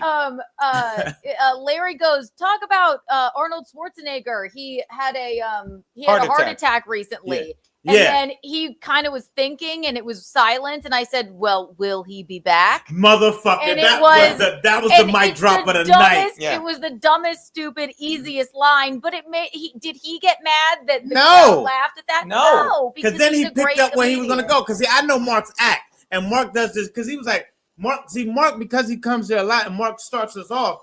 And that's why it's beautiful. See, Mark he's such a great. He's Ricky Henderson. Yeah, Mark. No, he's Ricky Henderson. Yeah, he's Ricky Henderson. And Mark, such a good lead off. We use Mark as Ricky Henderson and what's the name for the Yankees? My guy, the captain. I don't who the Yankees. Jeter. Jeter. Yeah, we use him as Jeter. Jeter wasn't lead off. He led off when Alex Rodriguez came. Did he? Yeah, he led off when Alex Rodriguez. I'm a terrible New Yorker. So now did he? Yeah, he did. Really? Say it, me. Did he do that? Terrible. Back to you, Did buddy. he do that? Theobald. And we'll get to the Rumble rants. I'm sorry. So what happens is because I want to establish because Matt Mead is doing a wonderful job hosting, and the thing is when someone's new that's hosting, you want to be able to keep all the elements of because I know I can host, I know you can host. Matt wasn't. But we were talking about Matt. I'm going to interrupt you real fast because you'll agree, and she did too. I'm talking to him today. You know, checking and make sure we're all like when you're on stage hosting, stop trying to tell jokes and just be Matt Mead. Yeah, Matt Mead is funny. That's what Keanu same thing. She's like, because he's hilarious. Who's Keanu? That's what Keanu said, but I said Keanu? Keanu. Yeah. Keanu. Yeah, we all agree. It's like, stop trying to tell jokes. Be funny. Keanu in the sheets? They call me Skianu at the club Yeah. because I love blow. Yeah, she's going down on the slopes. Oh, when she's going down on the slopes. And going on the slope. And by slopes, I mean cocaine and doormen. Yeah. Skiano and okay. So the thing is that I know Mark has to lead off. Now Mark got me into the game of comedy in New York. Mark is a headliner 2 times over, but Mark, like Jeter, will lead off so that they can tell the audience this is a professional show. And do.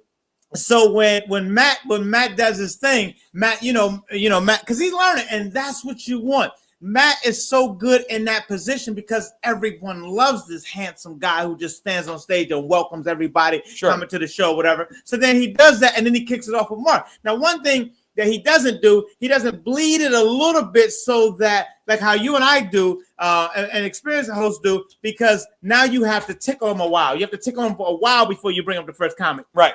But he got better at it last night, and I was so impressed because he had his friends there. And the first thing that you got to be impressed with when someone invites their friends, and sorry about that. He's gone, Keanu. He's gone, Keanu. He's gone. What's wrong with him? Yeah, so what's up with that? I mean, trying to play baseball and softball. I mean, come on. I mean, you got guys changing their gender playing women's sport, and he can't even play softball. No, he can't. And I tell you, I mean, I didn't know what happened, but it wasn't pretty.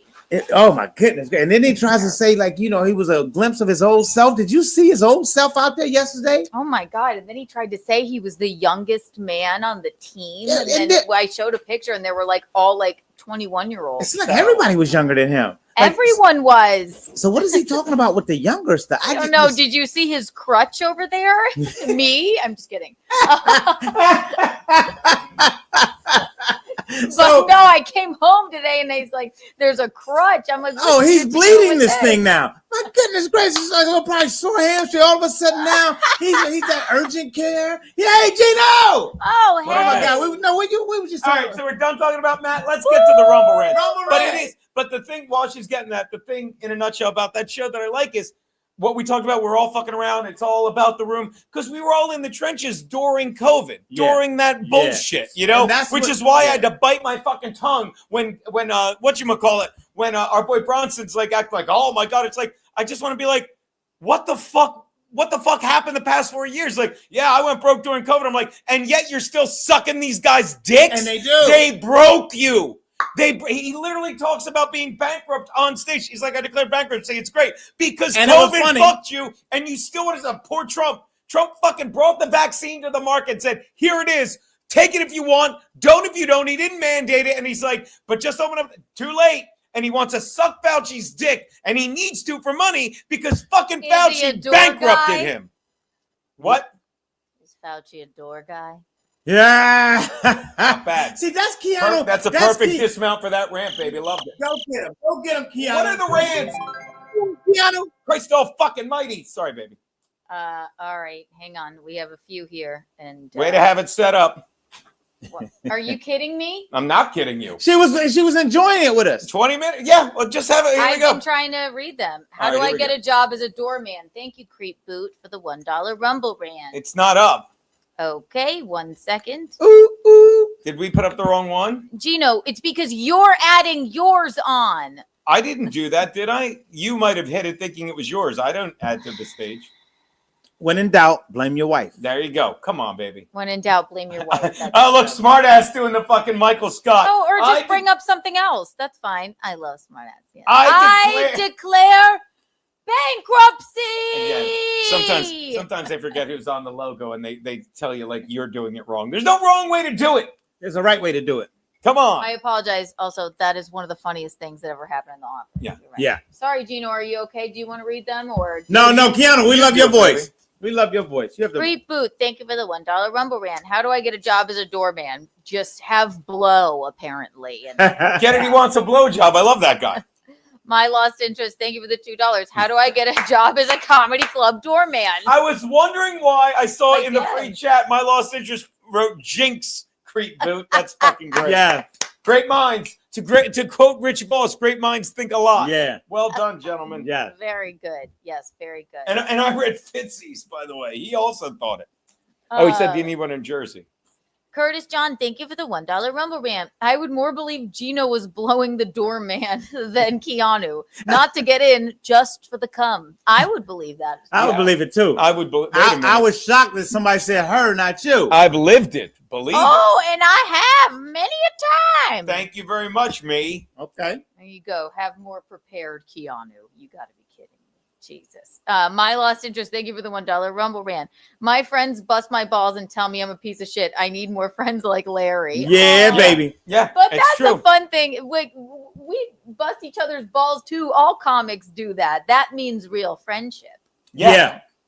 Creep Boot, thank you for the $1 Rumble Rant. Gino, you should never hit a woman, but you can smash a grapefruit in their face like Jimmy Cagney. Classic movie. Yeah. Classic movie. Yes. Actually, I watch episodes of Columbo where fucking women are getting fucking hit. Oh my God! Watch Gunsmoke. Oh my! Watch Yeah, all the they old hit a Westerns. bitch all the time. Shoot, you let a woman say something disrespectful in a Western, or just even speak in a Yeah. Western, smack. How? What's the It's not right, but even in one of my favorite movies, Carrie. Yeah. John Travolta smacks the shit out of that blonde girl. Yeah. Like, and it's jarring now, and then she blows him in the car, like I would do. That's how you got him back in the day. That's how you got him back in the day. Doorman, yes, exactly. Let's see. get us some Okay, Curtis John, bing, bing, bing. Thank you for the $2 Rumble Rant. Gino sent me cigars and sliced turkey. I don't think I'm eating the turkey, and then I will look. Should I pull it up? Yeah, let's see what he got. I'm scared. No, let's see it. Oh. Oh yeah, I saw that picture. Oh God. Can you see it? Do you want to? Yeah, bring it up. Shout out Curtis John. Grateful. Bing, bing, bing, So, bing, bing.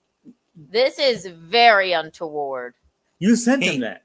I sent him sliced turkey. Sliced turkey. I said, hold the back here, and I said, make sure you put it on a paper plate. So did you cut it out like a stencil? Like did you take turkey slices and hold it against your dick and cut it out? I traced it out and then sent it out. The hardest part was getting that little indentation between the sack and the cock. I really was just going to round it out, but I didn't think it did my dick justice. It did. Hardest part was getting hard, I think.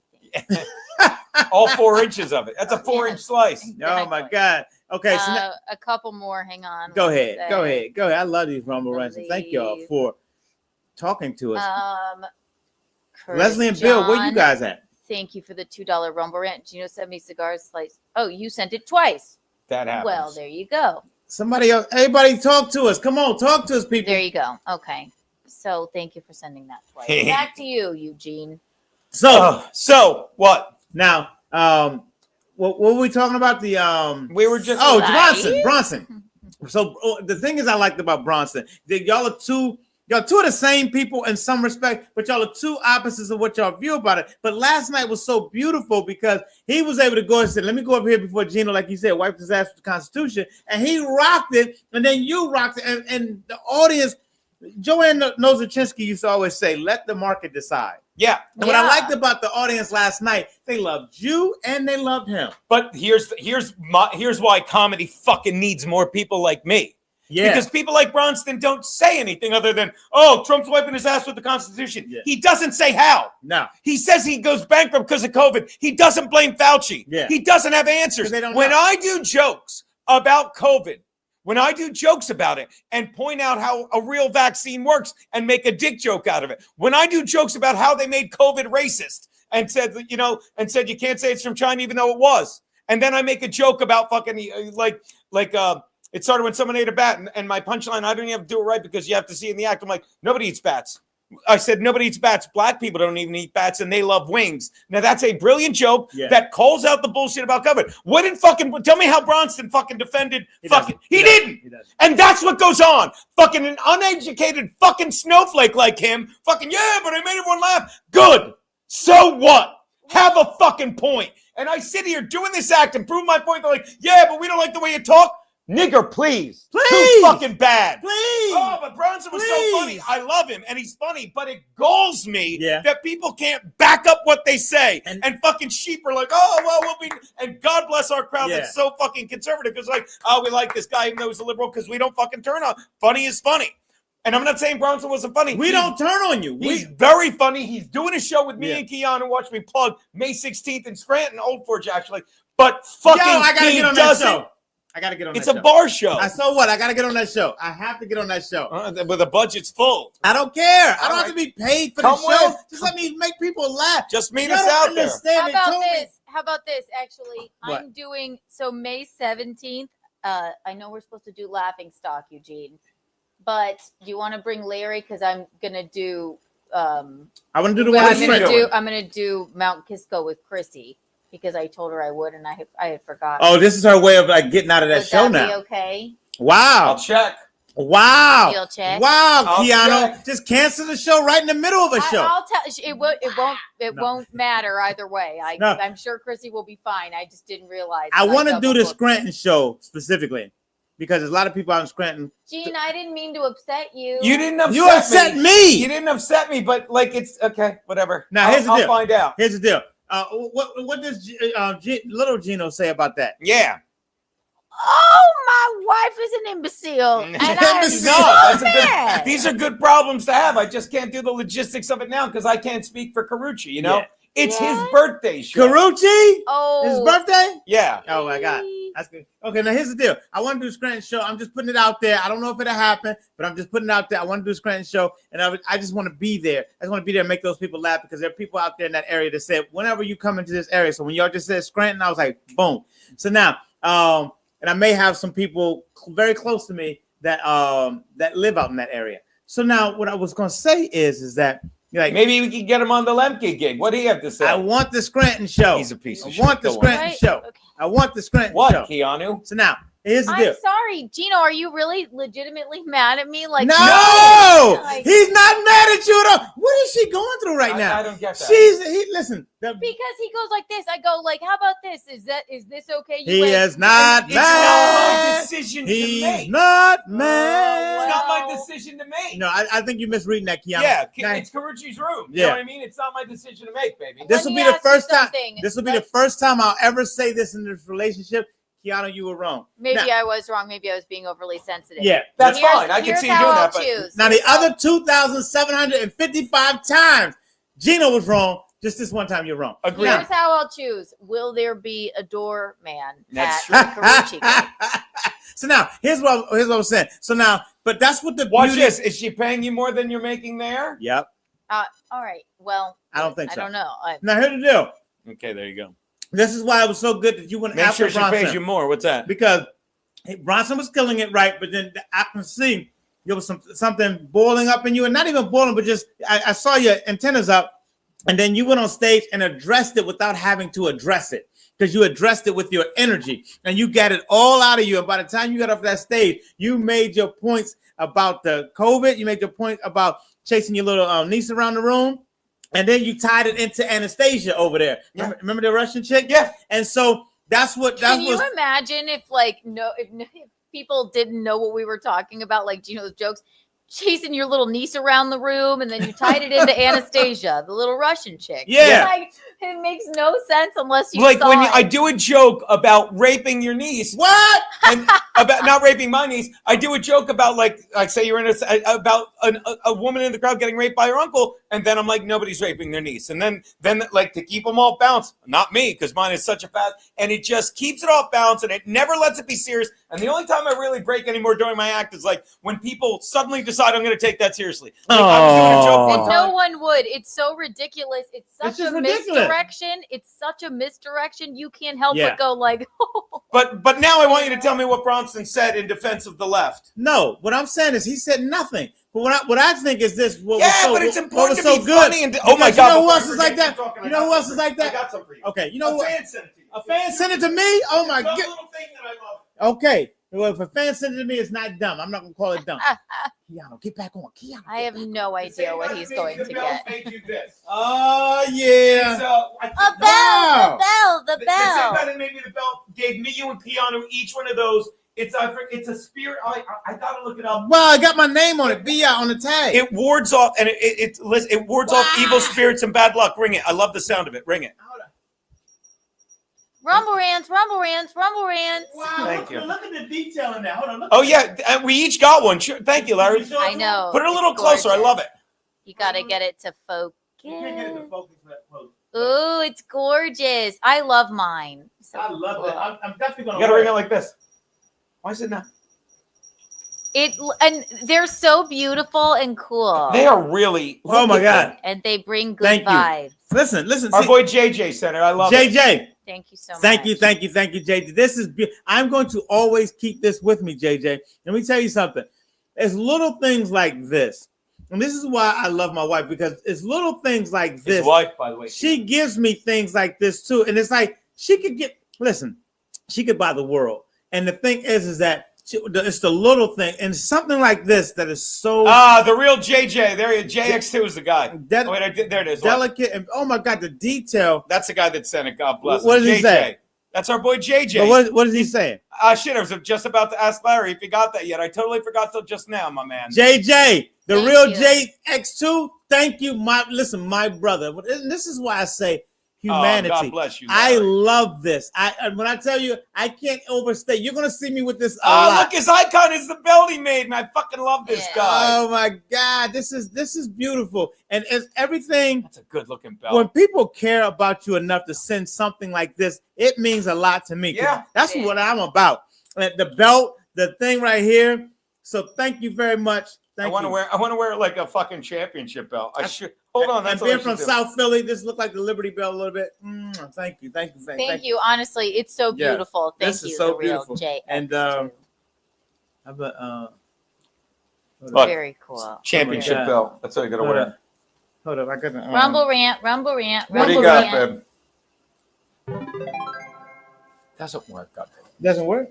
Well, I just can't do it. My lost interest. Thank you for the $2 rumble rant. Can we get Gino hooked up to a blood pressure machine during his Trump/COVID Yeah, I rant love- on the next show? My lost interest, God bless. That guy got me from the get go. I love him, man. He fucking like. You got a get go from Gordon Gecko. Yes, He got me from the Geico. get go when I was shitting on April, and I wasn't even shitting on when I was reading the text she sent me, or Nick Ricada did. It's the first time he ever clipped me nearly immediately, and he's like, "I want her to see it."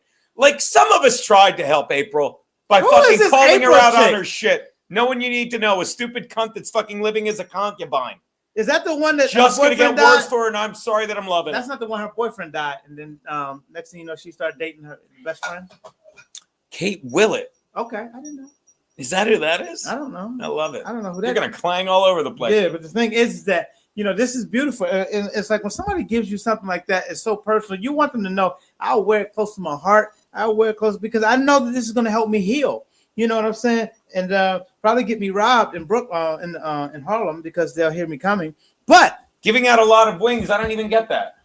giving out a lot of wings. Oh, every time a bell rings. Oh, and every time a bell rings, an angel gets its wings. Why The did best Max Loads make that Christmas reference? movie. Because I don't think that movie's that great. What? It's a Wonderful Life.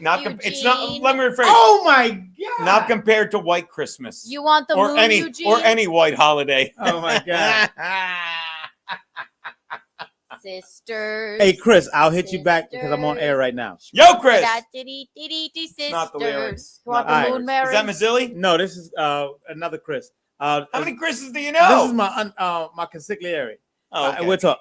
Did you come to Brooklyn, LB? I'm still in Harlem right now. I'm doing the show, and I'll be in Brooklyn after I get out. Okay, cool. He wrote, please don't. It's like, don't bother, Keanu. Please just don't bother trying to convince Oh me. my God, there's a man! Didn't Yo! see it. Didn't see You didn't saw tell it. me you didn't see it. Never Oh saw my it. God, you're telling me you didn't just see what I just saw. What are you talking You have about? a mouse. No. You have a mouse in the house. No. I hate Mises to pieces. Who was that? Jinxie. Yes, it You was. out of your fucking mind? I love you even more right now. Now, let me ask You out of your fucking mind? I love you even more. Look at my dumb face. I'm like, I'm gonna make out with Larry. Wow. He's not here. All right. So now, speaking of gay shit, My brother, I guarantee Pete went, Jinxie. Pete, I hate Mises to pieces. I hate Mises. That was my favorite line as a kid. I hate Mises. Remember the ant and the aardvark? Oh my God, the ant and the aardvark. See, we had cartoons. We had great cartoons. And the aardvark, his voice was, I don't know. Do you know if it was or it was just based on him? The aardvark talked like Jackie Mason. Yes, he did. Oh, yes, he The did. famous line. Speaking of Jackie Mason, his daughter was Sheba. It was at the show last He night. puts his, remember in the aardvark's the snout. I'm gonna find the snout when it was going the hole, and he'd be like, "Hey, I gotta find." Oh my God! Keep talking. I And gotta remember find Adam Ant? Oh, Up and Adam Ant. Oh Of my course. God! So those were Up and Adam. So those were our basically cartoons that we loved: the Flintstones, Adam Ant, and all those different things. Oh, look at the aardvark. The aardvark was so. His voice was so. I thought. It was, oh wow! Oh, What happened? What it was happened? a mouse. It was a mouse. Come on. Oh, Thomas. Thomas. There you go. The Ant and the Aardvark. Let's take a look at one. I don't care if we get in trouble. I don't care. I had so much fun. The Bob story. Oh, Timothy Chalamet. Who? Timothy Chalamet Oh, I bet. as Bob Dylan. Oh, yeah, I heard he did well in that. What I do? That's ready. Hit play. Oh my God. Gotta see the intro.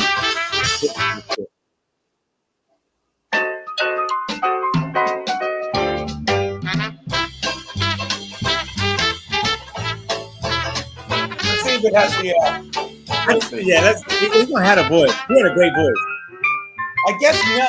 Oh, John Biner just did all the voices. Oh, the guy from Laughing, right? Oh, he had a great voice. Chris Freeling. The golden age of animation. Yeah. He did Bugs. He did this.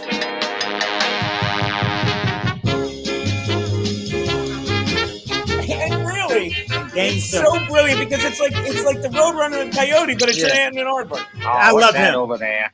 Ooh, it looks like a picnic. I love picnics. You know, my mother used to take me on picnics. I think I better get over there before the other ants in the neighborhood get the idea and take all the goodies. Hey, now that's good food. They don't fool around when they go on a picnic. These are good people. Oh, this guy. Hey, Ant. What's the matter? You lost, pal? I want to talk to you for a minute. As a matter of fact, I want to talk to you about your future. You know, you're talking to the wrong guy. I'm semi-retired. No, it's all John Biner. We were just talking about it. It takes 200,000 ants without a doubt, just to make right? a decent sandwich, and I'm having trouble with just one. And the day's half over. Hey, you know, speaking of the day half over, I gotta get this tie back to my little pad before it's spoiled. Yeah. Okay, you asked for it. You try to talk nice to a guy, and he turns his back on you. So here goes. It's all the old slapstick comedy. Because it's got a coconut in it, and it hurts. All right, Ant, you better say It hurt. That's what my dad used to tell when he used to be like making fun of stuff. It hurt. You kind of overshot the landing strip there, buddy. Okay, Ant. I'm going to huff and puff and reverse and inhale you out of house and home. Oh man, there goes my heather white furniture and my pretty little Persian Oh, rug. that's the best to my watch. It turns red like a thermometer. Yo. They wouldn't let kids watch this today. They wouldn't let kids watch this today. Oh my God, this is so fun. And I don't know why. Against in the world, I gotta pick a kook. Oh, I love so it. fucking good. you So just good. said so good. So good. So good. So good. Yeah, I love that shit. So, but that's what the beauty of like our era of growing up, Right. Because we grew up with real comedy. We didn't grow up with comedy holding you back on what you could and could not. So we got carte blanche to say comedy is open. And then going into theater, you always have to say yes and. Our improvisational skills, right, Kiki? That's right. I know yes and. No, you don't. You know yes, but this COVID. He knows yes, COVID. Yes, COVID. I'm telling you again. I told somebody I'm about going your to talk joke. about that on stage. I I told think I some- proved my point. I told somebody Darling, about I'm your. just teasing you. Oh, I know, baby. I know. told Randy about your joke yesterday because Mikey during the pandemic. Who's Randy? The ones that send you the drinks from Post Wines. Oh, and, yeah. And Cos Cobb. I told Randy about your joke yesterday because we were in the shop and he had one of those stickers that Mikey went around putting with Joe Biden and said, I did that. Yeah. So then I said, oh my God. I said, but Gino has a better one. I said, Gino would say that COVID is nothing but the flu with a better publicist. The sticker made it around the world. Yeah. Around the world. And fucking got fired by. See, and I talk about it. I got fired for pushing back against COVID because people wanted to. Did you watch this while you're talking? I'm going to bring up a story. I was telling him about because speaking of people getting fired, because we were watching a bunch of clips of people that got fired. We watched Shane Gillis, and then we were watching Norm Macdonald when SNL fired him and took him off a weekend update or whatever. But and we were just talking. I was like, think about it. These because he kept leaning on the OJ jokes, right? Norm Macdonald, yeah. And I guess the producers got tired of that or whatever, but. Find the joke when y'all get a chance. Find a compilation of Norm Macdonald OJ jokes, gets him fired from SNL or whatever like that. And then when Norm Macdonald talks about getting fired, in his monologue, he's like, the good news is, he's like, I got fired because I wasn't funny, but I'm back because the show sucked. And he said this. He said, well, in the way that because he was on Letterman or something like that. He said, yeah. And the thing is, the guy came to me and said, He said, you're true, fired. I've been shitting on myself all day, Loads. He said, you're fired. And he's like, wow, that's kind of messed up. And he said, why did you fire me? He said, because you're not funny. And then Norm was like, wow, that's even worse. I'm not funny. Yeah. It's Norm. And it's like, nobody can do a person's jokes like they can. I'm just saying, go watch Norm Macdonald talk about him getting fired and then all of the politically correct stuff. And then our friend Shane Gillis got fired for the bullshit that he got fired for. I was telling my mom about that. And she was like, why did he get fired? He's funny. And I said, well, this Asian dude went on stage and was talking shit about white dudes. And then he went on stage and was talking about Asian dudes. And it's like in the NFL, whoever they see last, or whoever they catch last doing. Oh, yeah, with the penalty. Yeah. Don't be the second guy to fucking hit him. Yeah. And so I was like, a lot of funny people have been fired. And the same thing with Gino. You're in good company. See, you have to get fired in order to get fired up. I always said that you have to get fired. Sometimes you get comfortable and the universe has to move you because you're not moving. And let me tell you something. I got blacklisted from Hollywood because of something that I did. Larry listed. I punched a gay guy in his face because he tried to kiss me. Now, listen, it's not that I'd like to bash gay guys or whoever like that. It was just, we were at a party. I was wrestling a pit bull on the ground. Why was I doing that? Because we were doing coke. There was a lot of child stars in. There was a lot of everybody there. And I'm up here having fun with this pit bull on the ground. I love having fun with dogs or whatever. So not like that. But what I'm saying is that then this gay guy, he comes over to me with mouth all open like, you know what I'm saying? I was like, motherfucker, and it was just an instinct. Yeah. It's just that instinct that black people have, not the gay ones, but they're violent. We're violent. And it's like, boom, and I hit him, and he was an executive. And I didn't see when you're at a party. My thing is like this: when you're at a party, all bets are off. Like when people are getting high and drinking and everything like that, all bets are off of what actions happen. But if you want to step back into, I'm the producer of Paramount Pictures and whatever. Okay. Now, I didn't hit you because you was that. I hit you because you tried to kiss me. And then I got fired. I hit you because you tried to kiss me. I've had to do that many a time. Yeah. And so the thing is that, but that's how it is, and you get fired. But I didn't care. I didn't care because I had a good run. I had a great run at Paramount Pictures. And now I'm finally getting back into the Hollywood scene because oh my God, people turned their backs on me. Robbie Reed, a lot of people that came over, the What's Up Boys, who we all went to Temple together. You remember that commercial? What's up? What's up? Yeah. All of them are my friends. And I remember we were at a party and somebody was coming, executive was coming over, and my boy who was in that commercial, he says, listen, he said, no disrespect, but I got to distance myself from you right now. And then walked off. I don't do that to people. If I stand with you, I stand with you. And if we both got to go down together, we rise, we fall, we sink, we swim, we meet our fate together. But Hollywood, they'll do one thing wrong. They'll be like, okay, I got to go. And that was what you did. You got fired. Shane got fired. Norm got fired. But being fired is not the be all end all, because how would you have left anyway? And that's the whole thing. Well, I'll tell you, this is why I was fired. And I'll say it again, because the reason that I pushed back on fucking pro sports for normalizing, for politicizing the vaccine. I pushed back on LeBron. I pushed back when the SEC, excuse me, not the SEC, because they love football and it's in the South and they're very fucking conservative. SEC. When those fags in the Pac-12, those queers in the Big Ten said we have to cancel, and they made up a lie. The lie was if you get COVID, you're 50% more likely to get or some percentage, let's say 50, it doesn't matter. But they said if you get COVID, you're 20, 50, 30, whatever percent more likely to get myocarditis, right? Right. That's what they put. But they said what they leave stuff out, like Trump only said there's good people on both sides, which was a lie. They left out if you get, what it said before COVID? If you get pneumonia, if you get the flu, if you get the rhinovirus, which I know now is the common cold, or COVID, you have 50% chance higher getting myocarditis. And they tried to shut down the league. And when I brought that out, someone's like, he doesn't know what he's talking about. And then when I fucking brought up, he's got to go. But my point is, and I'm about to show something. Here's the point. Fucking athletes are taught, I've said this before, and it's worth repeating. Athletes from day one, in Little League, you listen to your coach. In Pee Wee League, you listen to your coach. In fucking college, you listen to your coach. Okay, you trust the NCAA to do what's best for you, even when they don't. It's a fucking shit league, and now they're making you money, whatever. And then you get to the majors, and just out of habit, you're gonna listen and trust these people. Okay, but what did they do? They fucking gave. The baseball was giving.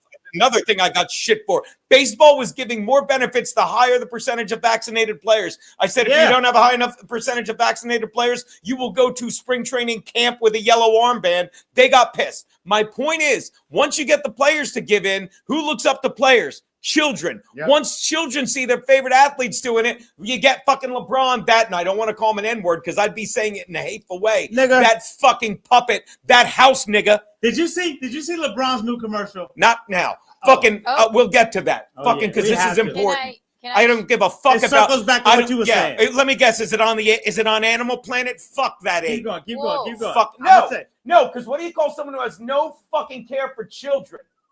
LeBron James. Oh, SiriusXM is calling because the credit card I had expired 3 months ago, and they think I'm going to pay for that shit. No. For them. Good Lord. So what do? You convince kids. Okay. You can convince kids to get vaccinated because you want. And by the way, when the left says the birth rate is declining because they sterilized us, you fucking idiots. Wait. No, the right says that people aren't birthing enough. Everyone's saying the population is down. No, Keanu, the right, Keanu, I'm going to tell you again, don't make me point at this fucking sign. No, don't make me point at this fucking sign. Debate her, though. I'll debate her. She doesn't, I can only debate if she knows my point. What's my point, Keanu? Are you saying that the left is saying that the birth rates are down? I'm saying the birth rates are down. You not in said the hood. The left said it. The right thinks it. That's why not Elon in the Musk Spanish and black community has 85 babies. I'm not even doing this story. Forget it. Let's get Frankie on. I want to hear it. Let's get Frankie on. Frankie! Well, we have Rumble Rants too. Please do the story. Yeah. Okay. Can I do the story? Yeah. But that's what the debate is. It's healthy. It's healthy. Debate is healthy when you get to the point to debate. The people that are trying to populate the earth more is the right. That's who cares? 100%. Well, you said the left is saying birth rates are down. Yeah, no. The people that are trying to populate the fucking earth is I don't think that goes with politics. I think we need to. But the right has Christian values, which say populate the earth, be fruitful. I and will multiply. say we need to take down the population of the earth. I will say that. You're wrong. I'm a big proponent of that. Here's why I say that. I agree. Here's why I say that. I do believe that that there are people in power that they go back and forth. They vacillate back and forth. What they try to do is they give black people tuberculosis. You try to and Margaret. I love this guy. Go on. And Margaret Sanger was like, hey, we need to sterilize black people because they don't know how to. Planned Parenthood. I know you know that, but it's important to know that Planned Parenthood hates black people. Let me finish. Just so you know that. Let me finish the point. The point is that they go through this vacillation back and forth. See, it's like where you're at is where I was at with John Kennedy. See, I was so fucked up about them killing John Kennedy and telling us that this lone wolf did it. I was so fucked up about them driving planes in the building and then telling us the Arabs did it. See, I was where you were at then on those things. And everybody else was like, no, that's that conspiracy theory. I know the government is evil. I worked for them when we went to Kuwait and jacked them for their oil and told the American population we were doing something else. So by the time I like how you said jacked. Yeah, and so by the time COVID came around, I was just like, this is just business as usual for the United States government and people that are in power. So when it took people that to like finally come around, I was like, yes, now y'all are on our side. Yeah. But this shit has been going on since long time ago when y'all were thinking that the government was on our side. No, it's human nature. It's every man for themselves. And what does the government want? To keep them in power. Yes. That's the government is set up by wealthy people to reign or to rule over us while they reign from the back. Telemarketer, pick it up. Fuck no. Okay, so the thing is that. Thank you though. But that's what I really do feel like it's so important to not let COVID go because if people just want to put it behind us. No, we will not put behind us that y'all put one of the biggest hustles on the planet, and y'all came up with it and did it because y'all want to implement a new world order. It literally ruined people's lives. Yes. Yeah, it did. For no reason. You got to come on camera when you talk. For no reason. It literally ruined people's lives. It really did. And that's the whole thing. And that's why the insenseness of it. Because when I was growing up, people, even in my family, my mother, my father, they was like, why don't you let it go? Why don't you let it go? I said, no, because they killed Kennedy and they told y'all somebody else did it and y'all fell for it. What does this media got on y'all that y'all can't? What helps you decide what's real? Because the media would tell you, and this is what you should take away from this, and this is what you should think from this. And you're like, I thought y'all were intelligent adults to be able to. Gene talks about doing your own research. Yeah, all the time, but people don't have a chance to do their own research. You know why? Because they get up in the morning and they get ready to go to work, and they watch 5 seconds of news, and they eat their little breakfast, and then they go to work, and they go keep on keeping on, and then they sit at the water cooler. Back in the day when they had water coolers, they sit at the water cooler, and they would talk for 5 minutes about something, and then go back to their desk and do their work. Then when they come home, and then the news is on, and then now the news is telling you what to think, and then when you then you got to go eat, and then you got to go to bed, and then you run that offense 5 days a week. And then Saturday comes, oh, you got to go shopping. Then Sunday comes, you got to go to church. So you never have time to ascertain what is it that they're telling me, and am I thinking the right way? And then when someone like me or Gino comes along and we say it, now we are the problem, not the people who killed Kennedy, not the people who put this COVID on. They're the actual problem. But because we say it with our passion and we say it with our whatever, now you're like, Gino's the problem. People have been telling me I'm the problem. I'm not the problem. I would have been the problem had I flew them planes into the World Trade Center. I didn't do that. But I can tell you who did it because I knew it wasn't those people who they told you who did it. And I can tell you it was an inside job because I was in the United States Air Force. And that was the biggest crock of shit excuse as to why they said the United States Air Force was not prepared when Langley Air Force Base is right there and could have shot down all 4 of those planes or at least guided them. They're saying the guy on Tucker said a plane. He thinks a plane shot down that one in Pennsylvania. Thank you. In Pennsylvania. Eugene, pull up the story before we forget. Yeah, pull up that story. He's talking. I'm not interrupting. Pull up that story though. But the thing is, he got so far off topic. It's not that important anymore. But the thing is talking about JFK and 9/11. I'm trying to talk about COVID and how it ties into what I was bitching about. But all of it ties into what you're bitching about because that was the freshman game, the JV game, and then you're talking about the varsity game. But I'm saying they've been running that offense well back to when we were born. Before you and I were born in 1963, that was clearly the first time that you could clearly see that what they did today directly links to our whole lives. Our whole lives have been a big fucking lie by the media. And it's probably been before that, but I can only account for 1968 to 2025. This is what me and Pete always talk about on the Friday show. What? It's like we're all the same. It's like during COVID, that's when like most people sat and said, like 9/11, we laughed about this 2 weeks ago. I'm like, I was a guy on 9/11 going like, government wouldn't kill 3,000 people. And I used to rant at those type of people. You should have saw me doing 9/11. When 9/11 happened, I was the biggest asshole in Hollywood.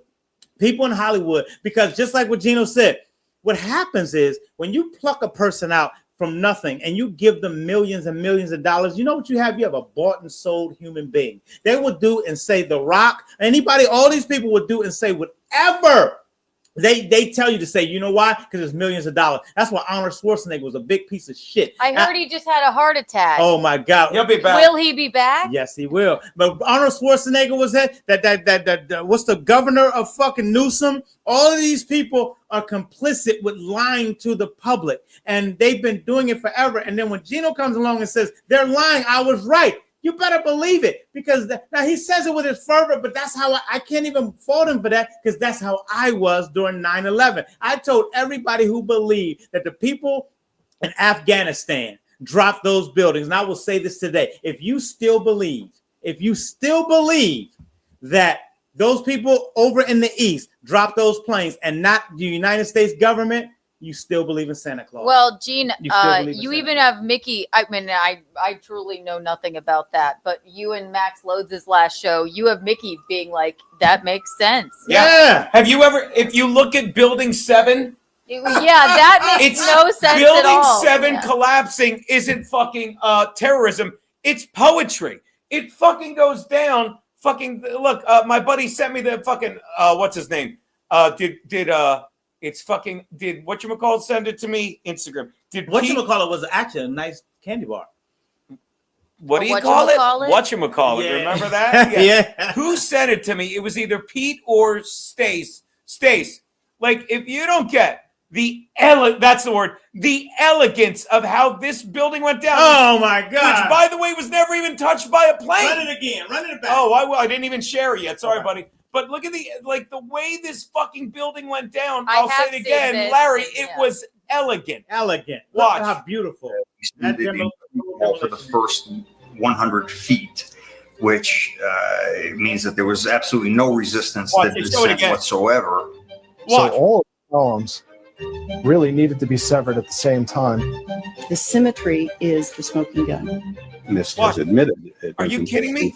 That's how Building 7 goes down. You don't need to That's how Building Towers 1 and 2 went down, actually, as well. And actually, with Larry Silverstein taking out an insurance policy a month before. Oh, so much stuff.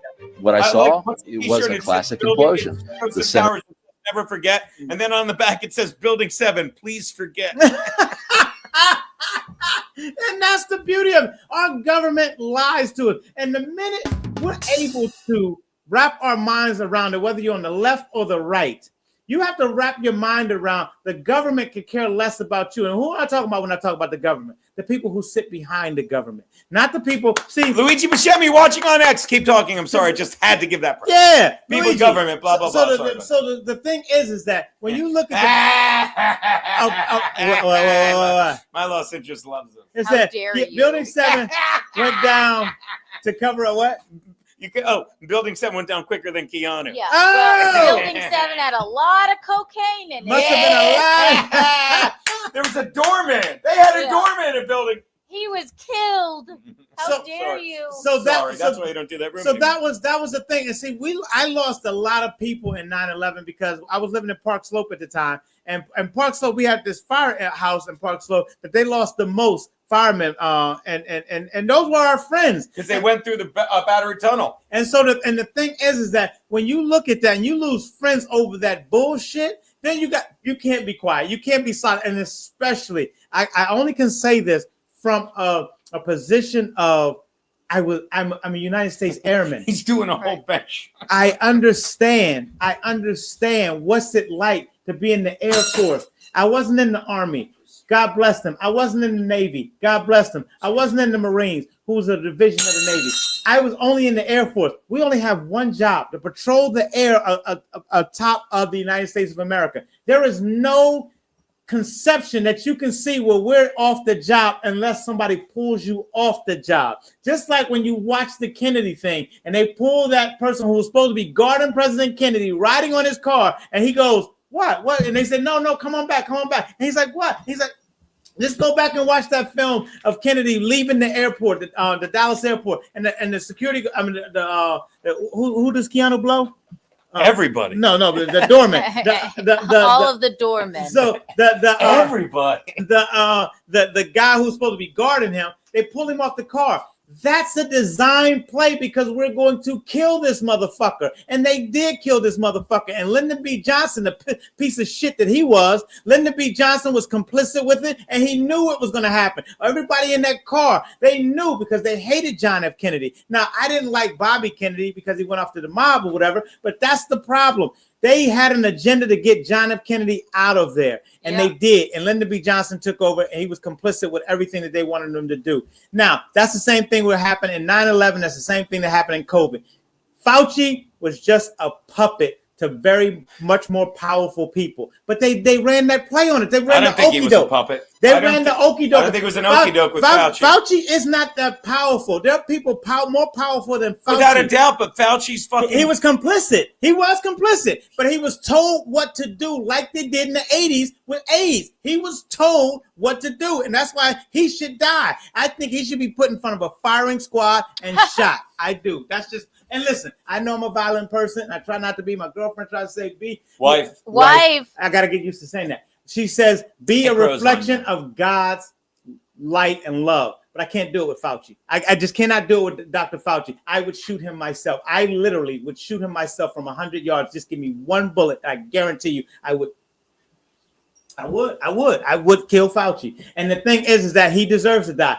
And you know who else I would line up to? That governor of New York City, Mr. Cuomo. I would kill him too. Why? What did he do? Because Cuomo was the one telling everybody, oh, when Donald Trump was they used him, and that's how he got played. They used him to go against Trump, to be, oh, he was the man's man and everything like that. I'll tell you what Cuomo did. And people were saying, I'll tell you what Cuomo did. did. What did he do? Killed old people. Yeah. Fucking made sure he stuffed elderly people with COVID back in the nursing home to make sure they'd get infected to kill them. And let me take this in a different direction. I get it. We're talking about topical events like fucking 9/11 and Kennedy. Yeah. But can we get back to topical shit? Go ahead. Killed old people. Yeah. And you know why? And I said, this is what I said from day one.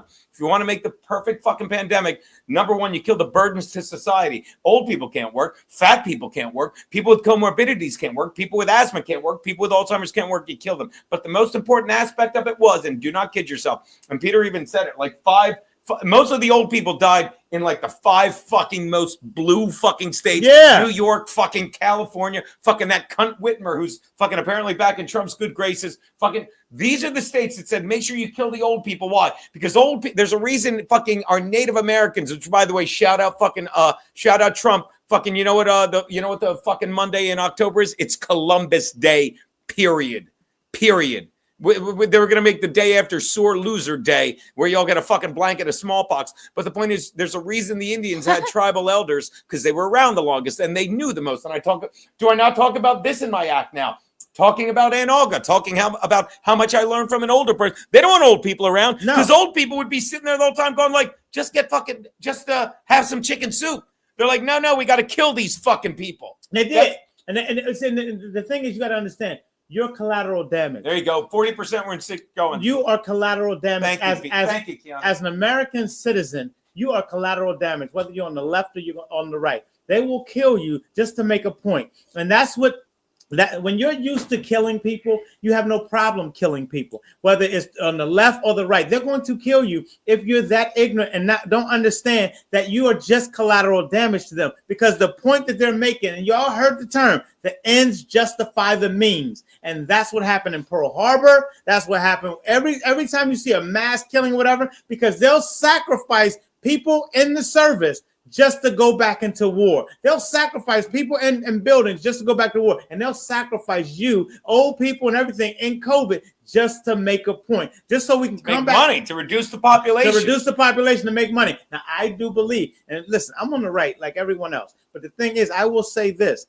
I do believe in abortion. Matter of fact, I'm the biggest proponent for abortion. I know the right doesn't believe in that, and I say I'm right there. I don't. It's not believing it. It's not my business. To me, it's my business. Thank you, Gino. That is such the way to look at it. It's not between. It shouldn't be a government issue at all. It's between a woman, her doctor, and if she believes now, if I get in a God chick pregnant, it's my business. Right. But that's it. Yeah. We all agree. Yeah. But now I will say this: the general rule of it, I say we should have abortion in this respect, because just because, and you say it best, parent is a verb. A lot of people want to be the parent that's a noun, but they don't want a parent. So now who do we have to deal with? Your they have kids that remind us the word bananas is also an adjective. BANAS. Bananas. BANAS. So the thing is that when you see these little rugrats running around these cities being menaces to society because somebody did, because you could have a baby. You know who else can have offspring? Animals. Dogs, chickens, cats, or whatever. But we're supposed to be a higher species of people, and you're still just letting people just randomly have babies that's not going to take care of it. But what do they end up at? Rikers Island. You know why? Because they shoot people. And then they 20 years down the line say, oh, well, you know, I'm a changed person now. And who the fuck cares that you're a changed person when you've killed somebody because you weren't parented the right way? And that's why I say. Well, they also leave out that fucking, you know what percentage of children that shoot up schools, and most are white, not going to lie to you. Yeah. I think they're all pretty much. I think they're pretty much all like. Well, do you want to get to most are trans and all are white?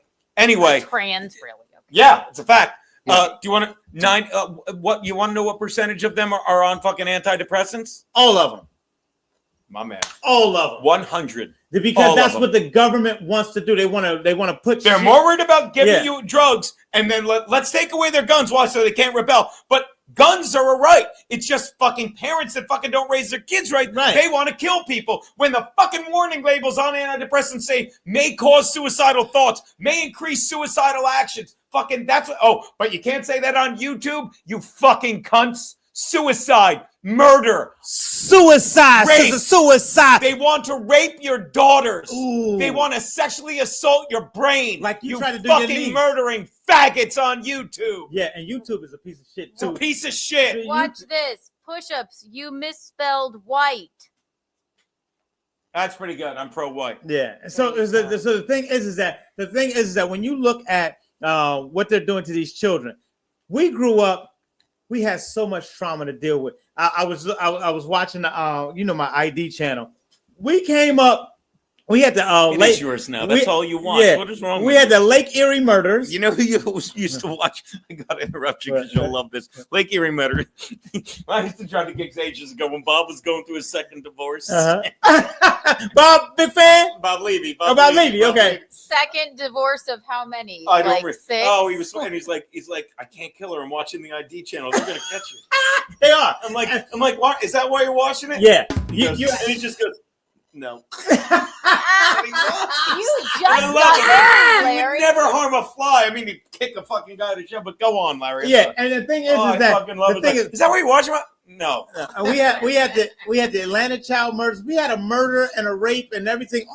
I've had friends who were killed. I remember some. Hold on, Frankie. Go on. I remember a kid touched me when I was a kid, and it was an older kid, and he kind of touched me in the wrong way. I was a little kid, and I told my cousin. Next thing I know, the dude ends up in a body cast because they hit him with a car. That happens, sure. And so the thing is that I'm looking at like we went through so much shit, but they didn't give us medicine. They didn't give us any. We had no Adderall. We had no whatever the fuck these kids have been taking. They invented these drugs before. I don't know about Adderall, but they invented Ritalin before they invented ADD. Yes. They're like, we got to find a way to sell this drug. I was in a play in Chicago called Seeking the Genesis, and it was about them coming out with Adderall and stuff like that. And I mean Ritalin. And the thing is that you medicate a kid who just got here. Kids are supposed to be all over the place or whatever Their like that. brains aren't formed yet. Their brains aren't formed. That's why they're all over the place. You can't give them medicine. And if you're a parent and you say, I'm going to give my child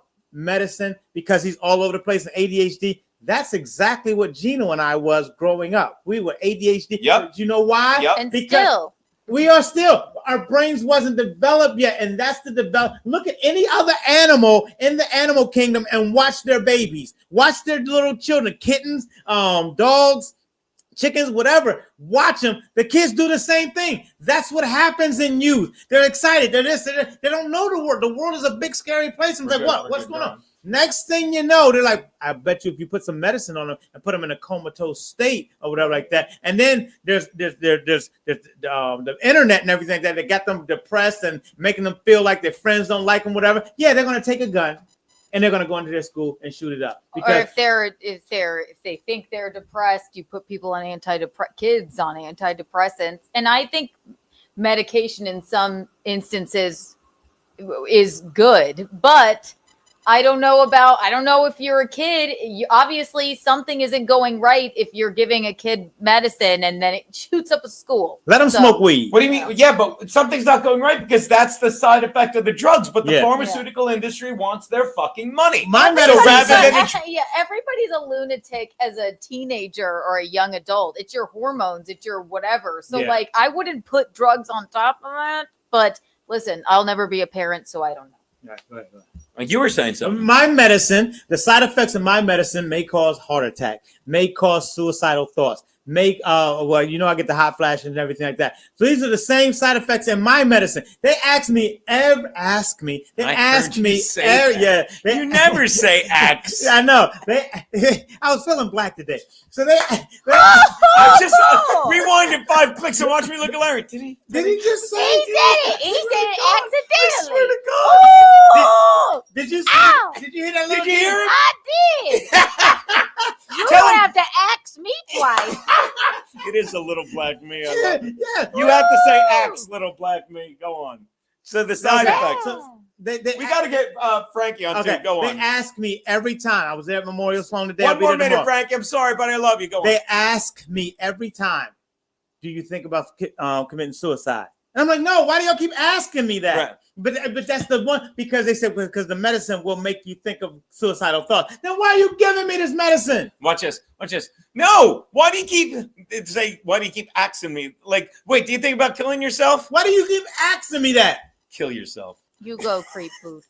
Get Frankie in this motherfucker. Get Frankie in here, baby. Get Frankie in here. I am. Frankie! Hey! Oh, you're doing the door bumper. And we got to get to the Someone get rumble the door. Let them in. Oh. Hi, Gino. I'm doing great. I'm doing these right now. Gino, where are you up to? I just took the latest pictures of Popeye's chicken yesterday. It's going to be open a couple of days away. I have some pictures of it. Would you like to? Yeah.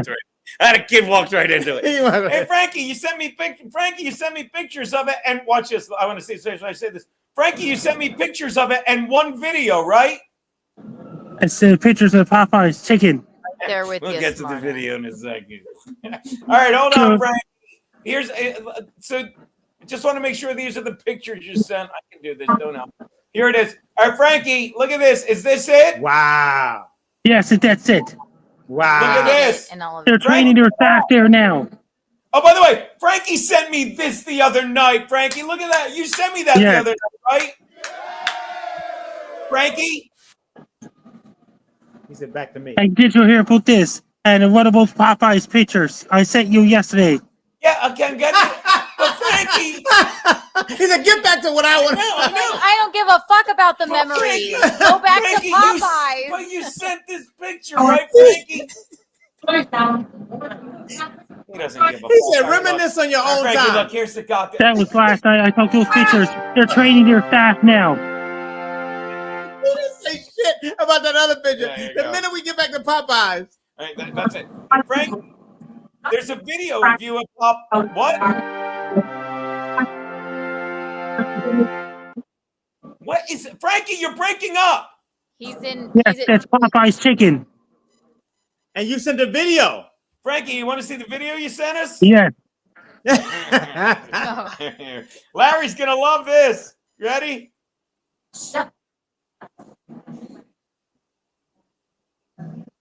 Oh! Gino, we can't see it.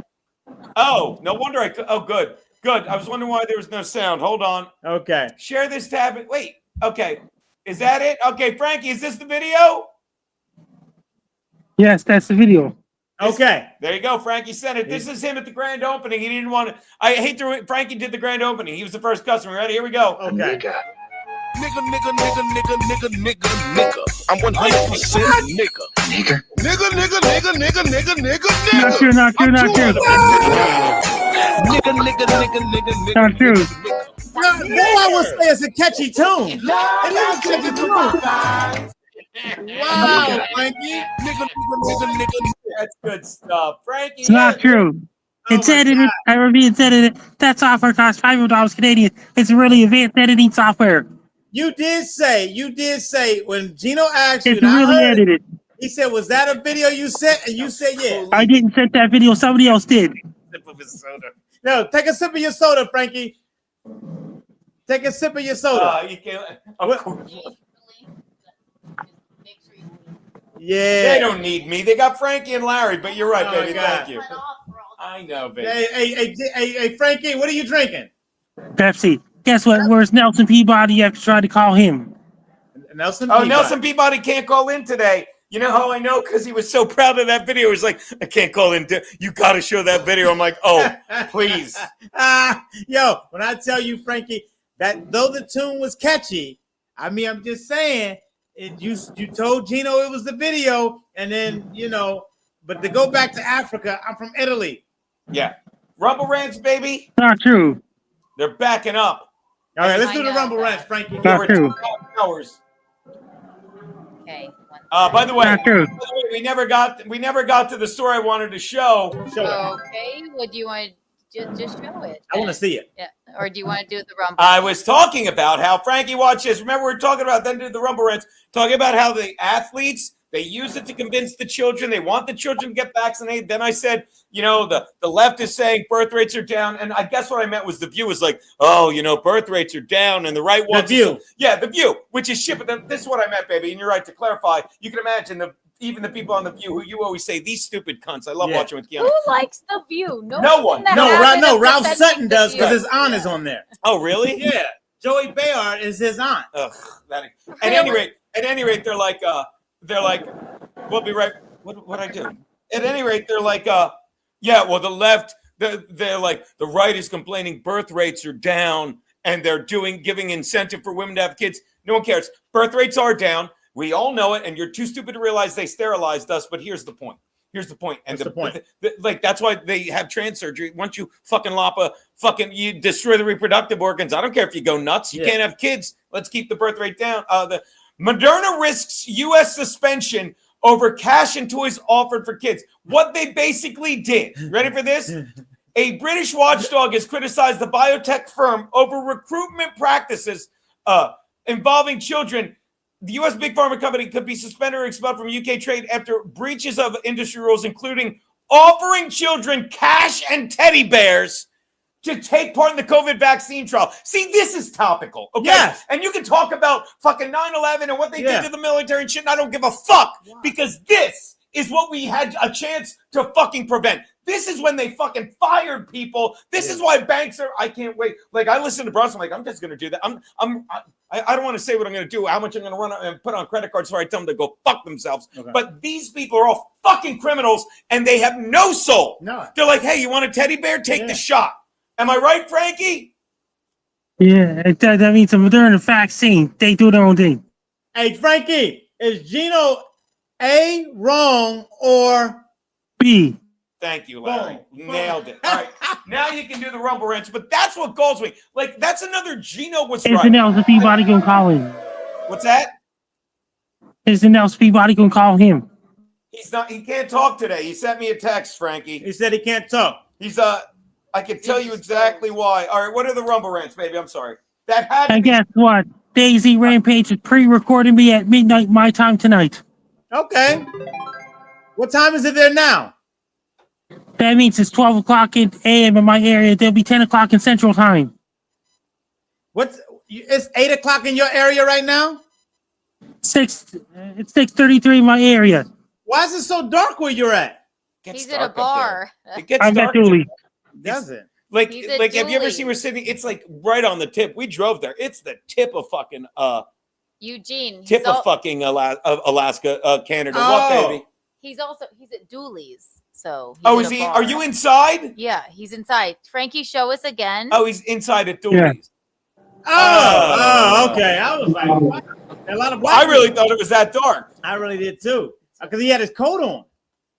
Show us your abs. Show us your sexy body, Frankie. Show us your body. That's Dooley to Sydney.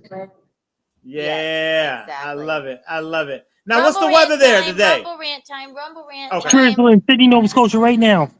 Okay, rumble rant time. Curtis John, thank you for the $1 Rumble rant. I keep my guardian bell from my motorcycle days. My brother gave me hanging in my truck out here. Oh, Nice. So the bells, and I forget who sent those to us, but it's on my keychain. Jay. Thank you. I really do appreciate it. So does Larry. Look at the bells.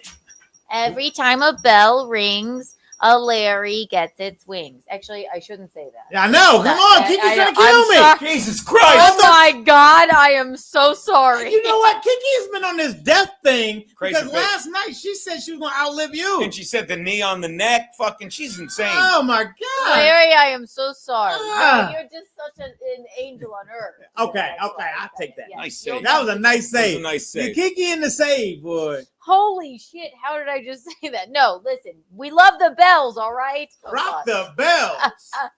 Oh my God. Curtis John, thank you. Crete Boot, thank you for the $1 Rumble rant.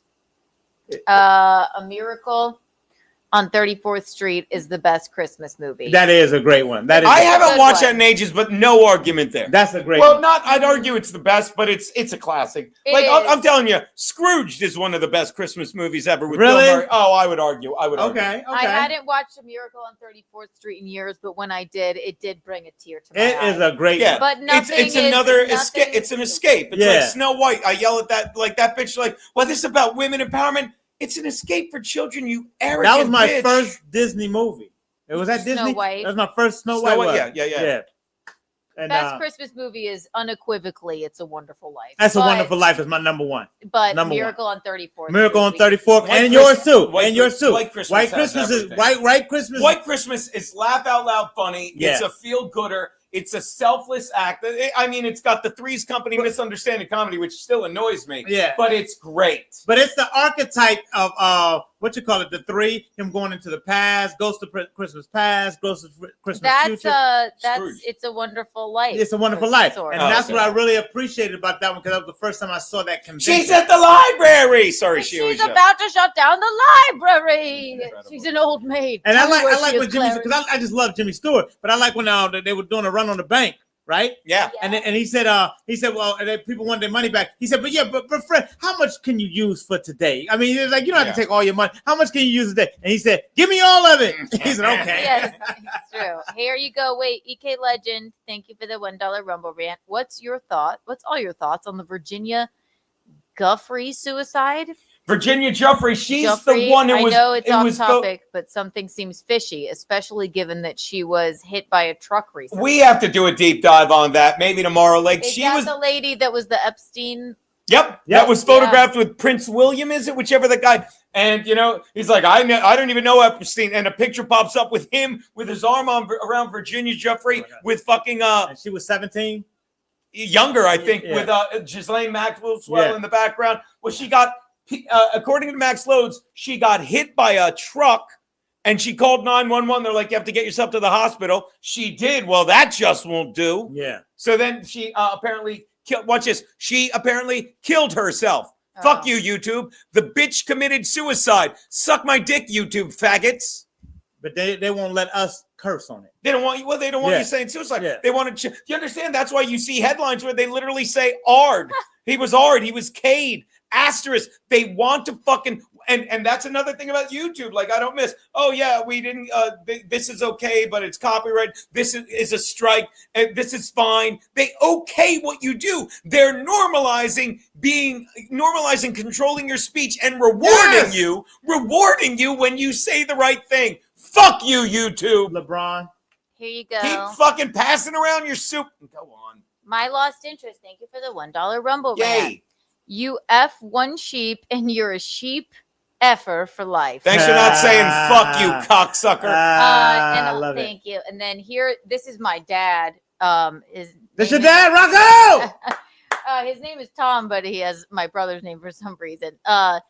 Thank you for the $10 Rumble rant, Tom. Keanu is afraid to be famous. What he's referring to is that I'm afraid to post that clip of me saying the kneeling on the neck joke crowd work. You're not posting that? No, I mean, I just showed it here. It's just like, oh my God.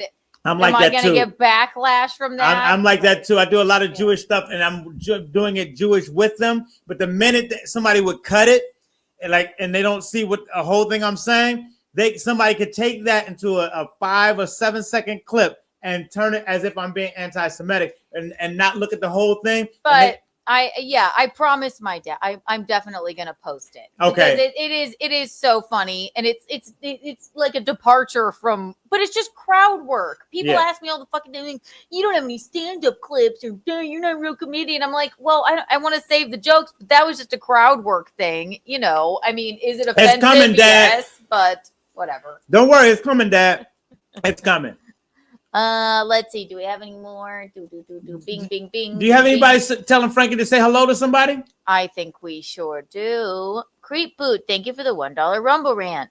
I'm more pissed at Fauci for all of the cock blocking he did to straight men in the early days of AIDS. Yeah, Oh. and he got and yet people on the left couldn't get vaccinated enough. The gays can't wait to figuratively suck Fauci's dick. Yeah. After he tried to eradicate them. If you say after he you fucking literally said, let's move AZT. What was the other thing? Remdesivir. You know how many people died during the lockdown of Remdesivir because they wanted to fucking move? Again, the reason they fucking outlawed ivermectin and fucking hydroxychloroquine is you couldn't get emergency fucking, an emergency mandate to put out the vaccine if you had viable fucking, and they shut it down. And they're like, oh, Fauci's great. Fauci's a piece of shit. We did not watch any TV during the whole pandemic. Us up there, me, Stancil, Mike, and Spanish good. And Mead and Fernando. We just did our own thing. Now, a lot of us microdosed a lot of other drugs and everything like that, and that's what got us through. Oh my God, next week, trust me, make sure I bring in the picture of all my medicine.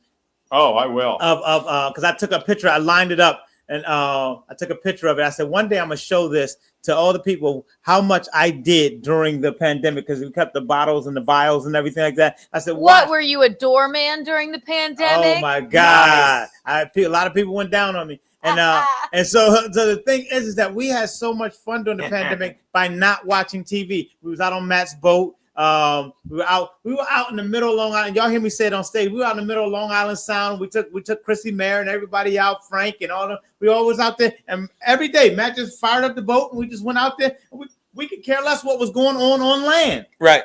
And we were just enjoying our lives. And then one day somebody said, oh, it's over. 2 years, a year and a half later. And then we did, we went down to Austin, Texas on May 14th or something like that, of that 2021. And then Austin, Texas just showed us. They were like, what pandemic? Because when we were in Austin, Texas, we had the dueling pianos across the street and that whole strip of everybody was out. Nobody was scared of anything. And then we went down to Florida, and it was just so beautiful. And that's what I liked about it. But then I saw the news one time after that, and they were saying, oh, that's the reason why it kept being extended, because the bad Americans wouldn't stay locked up inside. No, you were lying, and we got that you were lying. And we're like, no, we're adults. We're going to do what we want to do. It's true. It's true. We have a few more. Get it Let's backwards. see. My Yeah. lost interest. I wasn't doing that, but my lost interest killing it. I love My it. lost interest. Thank you for the $1 Rumble rant. Can we please go back to watching the ant and the aardvark? I'm watching it later. Yo, we're watching it later. Hey, everybody, watch the ant and aardvark or whatever later. I love when it's fucking like It it smells, talks. goes into the animal and talks to him. Hey, I love Yeah. it. And the way he talks is just so fun. Stupid. Tom Thompson. That Larry Rocco dude is 1019. Thank you for the $10 Rumble rant. Yay. That Larry dude is so good. Woohoo! Larry. Larry! My mom loves you too. Oh, let me tell you something. I love you. I love you, mom. You know why I love your mom? Because your mom is you. I And know, there's a spirit of you that's in her, and the youth, you can just see it in. And I love when I hear y'all talking together. It's like listening to two girlfriends just talk. Yeah. That's I what say we that all are. the time. And that's what me and Pete do. And I always say that. It's like not two girlfriends. Well, Yeah. maybe. But it's two guys that You're jerk each two, other. But I said it's like, that's just like I knew it would work because Yeah. I watched Keanu and her mother so much. And it's the same thing. I just had a deja vu moment. This is how you and I always talk when we were at the cellar. Yeah, I know. We didn't care about the world. Me and you would just be sitting there talking about every fucking while the comics were fucking talking about bullshit at the Bullshit. comics And table. then the way Carlin broke. No one Who cares about what Buster's Colin balls. was doing and whatever. And then everybody would then start focusing on what Gino and I were talking about, and we were just in our own world, not even attempting to Yeah. do what we're doing. What y'all see us doing now is what Exactly. Gino and I have always been doing 12, 13 years ago. Exactly. It's so true. Here we go. A little EK action. What's it say? Thank you for the $2 Rumble rant, EK legend Frankie, my chambermaid. Love you. Name is Chi Pores. Could you please say you love her? I love T-Pores. Say it again, Frankie. Say it again.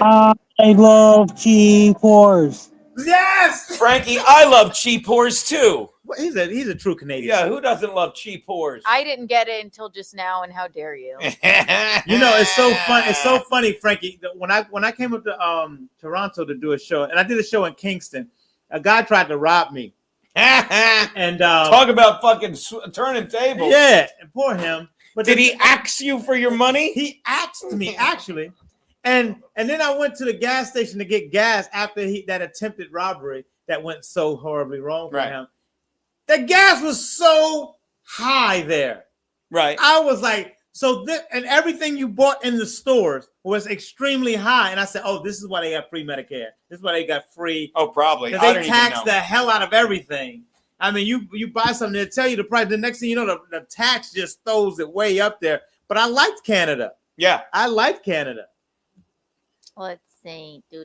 That was just me shouting out Canada, Frankie. Because I love the Curtis John one. What? Go ahead, Oh, Canada. You want me to read it? Okay. Frankie, will Gino A ever stop yelling about COVID or B?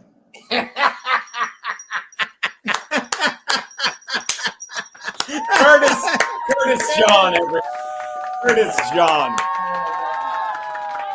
Frankie, will Gino A ever be wrong about COVID or B? Thank you, buddy. Still not as good as Curtis John's. Okay, I just had a lawyer call me. Mr. Van calling with the Sheldon Law Group. I'm going to need you to call back. I just wanted to call you and give you an update that I just submitted your Trade Center health program. Now, here's the deal. So they are tying my cancer into the 9/11 shit. The 9/11 shit. You were telling us that. And oh wow. Yeah, so it's going to be a beautiful thing, and that's why my wife she's very instrumental in all of this because she's always been there for me. And now they say it may take a year or whatever like that. We don't know, but the thing is that I have to pay for my medicine in the morning when I go to Memorial Sloan Kettering to get my medicine or whatever, and I have to already start planning for next month's medicine. So they're tying all of that into it because I'm robbing Peter to pay Paul, and Peter don't even have it no more. Well, Here in this country is not good, right? Yeah, I'll tell you this, especially for medicine. I'll tell you not to blame fucking Bob Patrice, who fucking is so hungover yet managed to send us $20 and fucking look at that, 50 to fucking you 2 hours ago. Fucking yo, Bob. And I'm surprised he has $50 left because I can't. Well, they hooked us up there, but he bought. Bob bought so many drinks. Talk about it. We talked about it earlier. Here's the thing: it's like we love Rodney's because it's all the washouts from New York Comedy Club, right? And that includes the staff who loves us. And it's like the doorman. And and every time fucking Reggie pours a shot, it's like, do you love me or do you hate me? Oh my God, Reggie's shots are like this. Listen, Keanu, come back on screen real quick. Yeah. Have you seen Reggie's shots? They're just like they're like this. No, I'm like, you're really gonna give my husband an entire glass of Jameson? And he calls it a shot. It's so good. And listen, and then Alan's there, Reggie's little brother. We love family shit, so he's just busting balls. I love that. Oh my it's such a fun hang. But Bob, every time Bob turned around, he's like, and it's just like, well, we got to. Are we? And one time, and Stansel's there, so it's like, are we? You don't even ask if we're doing the shot. Stancil is there. He takes his shirt off. Look at him. Look at it. That shirt comes off. God, Jimmy. Look at Jimmy. Drunk Jimmy is even drunk. I knew Jimmy. Is that drunker Jimmy? Yeah, I knew Jimmy when Jimmy was a kid in Bay Ridge. Jimmy's still a kid Jimmy's father. Jimmy's father is a couple years older than I am. We are. And Jimmy was a young kid, and he was one of the kids that we watched out for in Bay Ridge. And when I look at him now and see him grown up, and when I see Leslie's son grown up, you start to see, like, this is who you saw when they were kids, when they were growing up. Now, I saw Leslie's kid a little bit later. Pete, send the link. Go on. But I'm just saying, to see Jimmy right there, knowing him from Bay Ridge when he was a little kid, it's just a beautiful thing. That's what Bay Ridge produces, Jimmys. You know, that Bay Ridge is full of a neighborhood full of Jimmys. And because in the Guinness Book of World Records, at one time, Bay Ridge was known to have the most bars in the world per capita. I mean, per block. Right. And salt of the earth that Jimmy is. Yeah, he is a salt of. And Jimmy, let me tell you something. Jimmy will do anything for you. And what I like most about Jimmy is that he always is down. He'll take off work to come, whatever. He'll rearrange his shift. He'll hang out with Bill Schultz, and you come on, that's a sacrifice. Oh, come on, that's a chore, my man. Right there. So the thing is that I thank everybody who just comes down to the Secret Show and have a great time with, because that's what it is. What the Secret Show is, and don't take our word for it. Talk to the people who come. It's a family reunion. Bill is my cousin. Leslie's my cousin. We're all cousins. We're all friends. We're all and nobody is trying to outdo each other. And what's his name came yesterday and rocked it. What's the guy's name? Danny Polishuk. Danny Polishuk. Oh, we love Danny. He Look came how cute you are, Larry. Look at Larry. My man. Oh my God. And Keanu was taking pictures. Like, nobody is over anybody. Say, I'm not going to take a picture.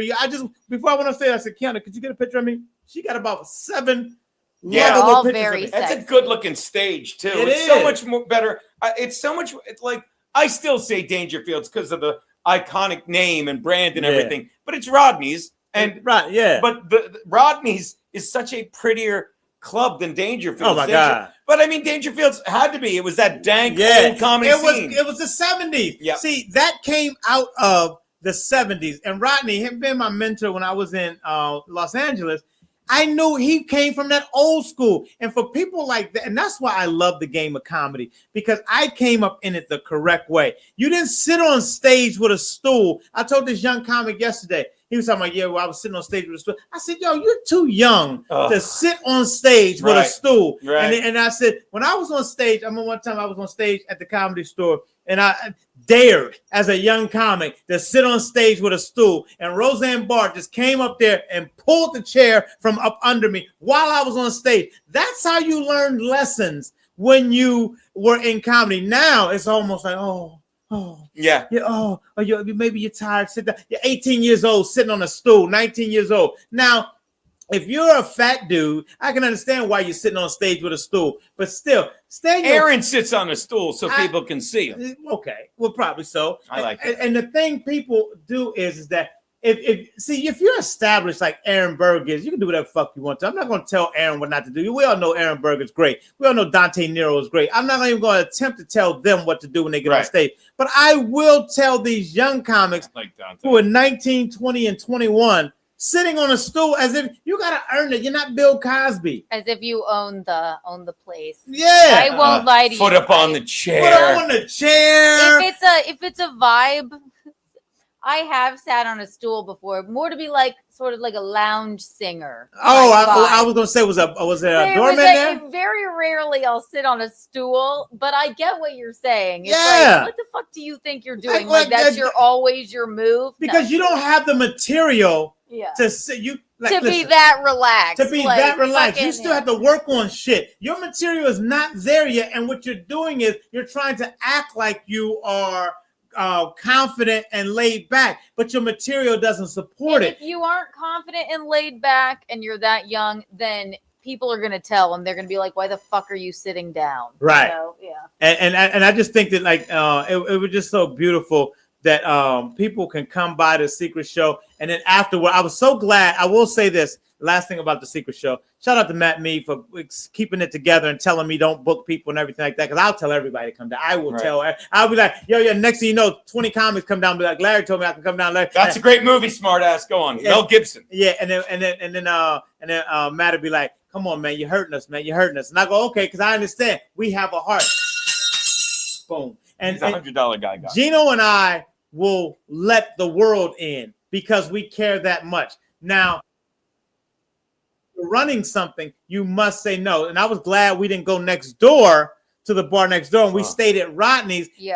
Because that's what Bill likes to pour his own liquor next door. And Oh yeah, we gave Bill. And by the way, Mark gave us props, like, because we're talking like we got to fill the place up. You know, we got like we need to get it out to more people. I suck at promotion, but Mark's like we move more booze here than we do on a Friday night at the time. Our people drink. Yeah. And the thing is that my goal is to have that place packed, because then you will see the vibe and the synergy of Secret Show. But it doesn't matter who's there. We never not have a good time. We always have a good time. Always a good time. Always a good time. By the way, this is what we're talking about. That Virginia Joffrey, this is incredible. Look at this shit, people. No way suicidal tweet resurfaces following her death. This is the woman fucking that sued Jeffrey Epstein, started the fucking landslide. A number of prominent ex-users, including House Republican Nancy Mace, your girl from South Carolina. Oh my God! What happened? What I No, missed? it was a mouth. Where? You didn't see it. Oh my God! Come on, Gino. Come on, you gotta start looking next time, man. I like this bit. Go ahead. I've shared a 2000. Go ahead, Gene. I like it too. I've shared a 2019 social media post from Virginia Jeffrey in which she insisted in no way, shape, or form am I suicidal. It comes after Jeffrey's family confirmed that she had died by suicide in Western Australia on Friday at the age of 41. Newsly contacted Jeffrey's former legal rep for comment Saturday via outside regular sources. Jeffrey alleged she was groomed on behalf of convicted sex offender Jeffrey Epstein, and reportedly, look at that. Here we go. There he is. Let's take a look at this real There fast. he is. Here's the fucking tweet from Nancy Mace. Virginia, I am making publicly known that in no way, shape, or form am I suicidal. This is incredible. You have to say that too, because I've noticed a lot of people who ended up being off. They said, I am not suicidal. That I am not being a threat to anybody. I am not suicidal, because they know. Look at this. If something, I've made this known to my therapist and general practitioner. If something happens to me in the sake of my family, do not let this go away. Help me to protect them. Too many evil people want to see me quieted. That's a fact. Yeah. And again, Peter, am I wrong? Peter, I got to look this. It said she was hit by a bus and then she called 911 and 911 basically took the phone and went, damn it, she's alive. What? Yeah. Okay. Yeah. Yeah, you got to get yourself to the hospital. That's what they said. I unmuted me. That's what she said. It's incredible. Yeah. It's incredible. And so what I was thinking about was, What happened? it You was okay? a mouse. I was hanging up the phone. I Why missed should it. I was you hanging gotta up keep your the eye on me. Come on. It's not this funny. I mean, I love it. What happened? I was hanging up the phone. Yo, I little was Gino. hanging up the phone. Yo, I'm asking I little was hanging Gino. up the Did you phone. see that, Gino? Oh. Gino's not sure. Oh boy, sure I did.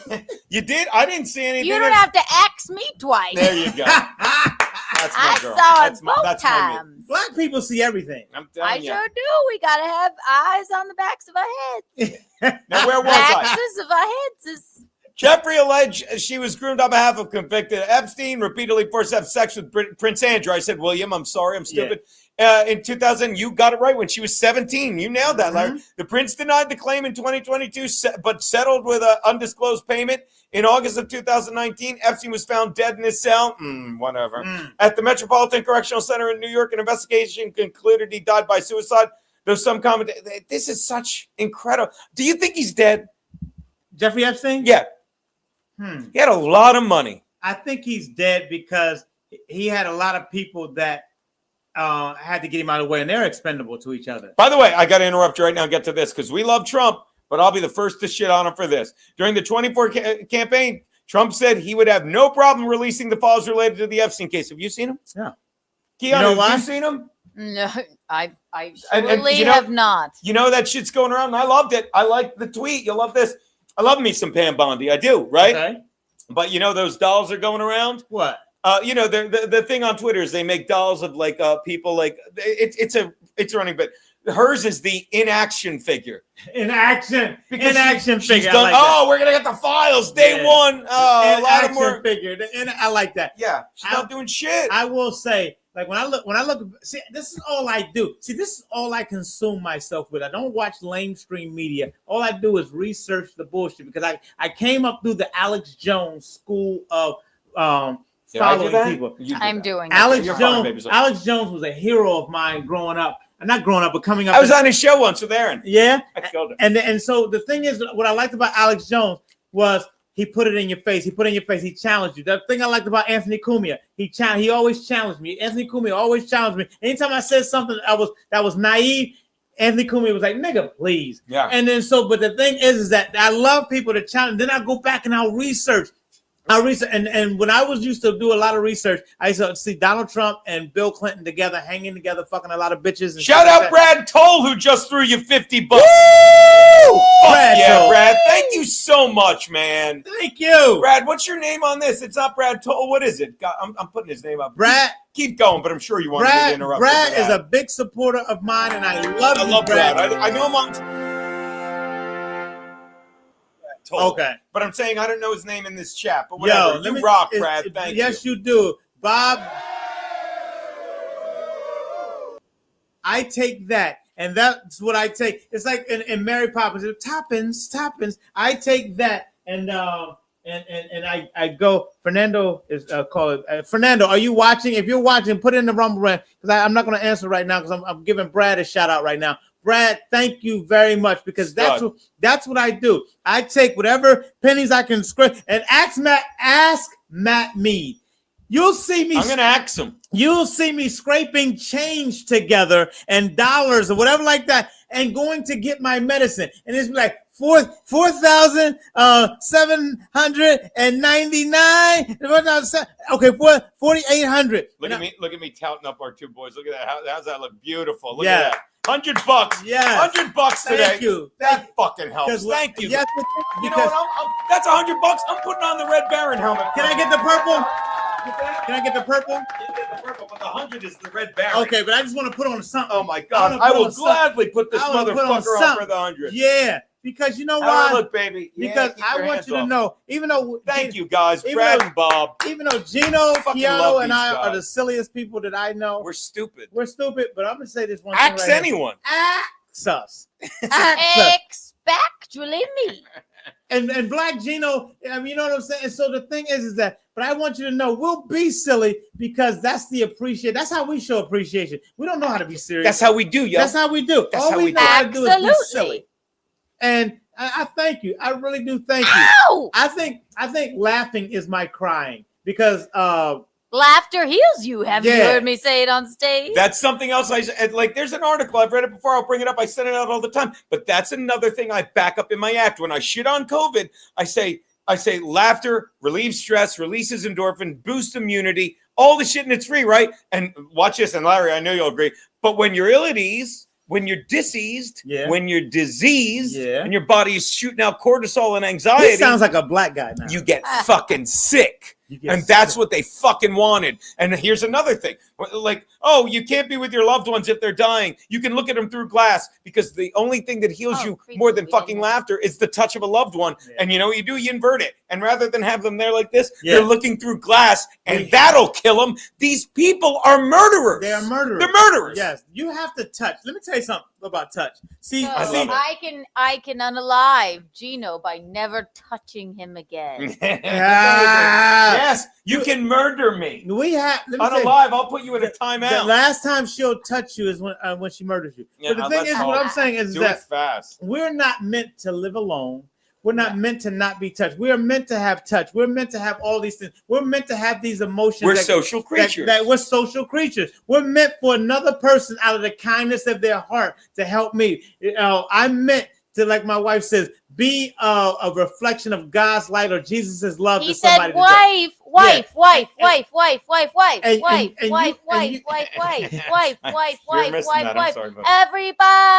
wife. Larry's got a wife. Took me 56 years. Me too. It took me 50. Right, and it wasn't it worth it? It took me 55. I turned 56. I turned 55 and 10 months. I turned 57 on May 8th. Of this year, 57 years old, and I am so happy. I'm so glad. Congratulations, Larry. By the way, my brother's 11 months older than me, and the thing is that because you guys, when y'all do that, it's more than just the $50. To me, it's a gesture to say, I want to see Larry go on. I want to see Larry win this thing. And that's why you see me in the gym. That's why you see me with my ethereal music in my head, keeping my stress level down. That's why you don't see me eating sugar and all these other different things.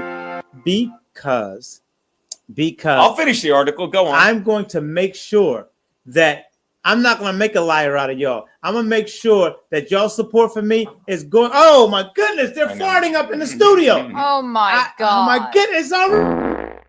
Fart reach you that quick.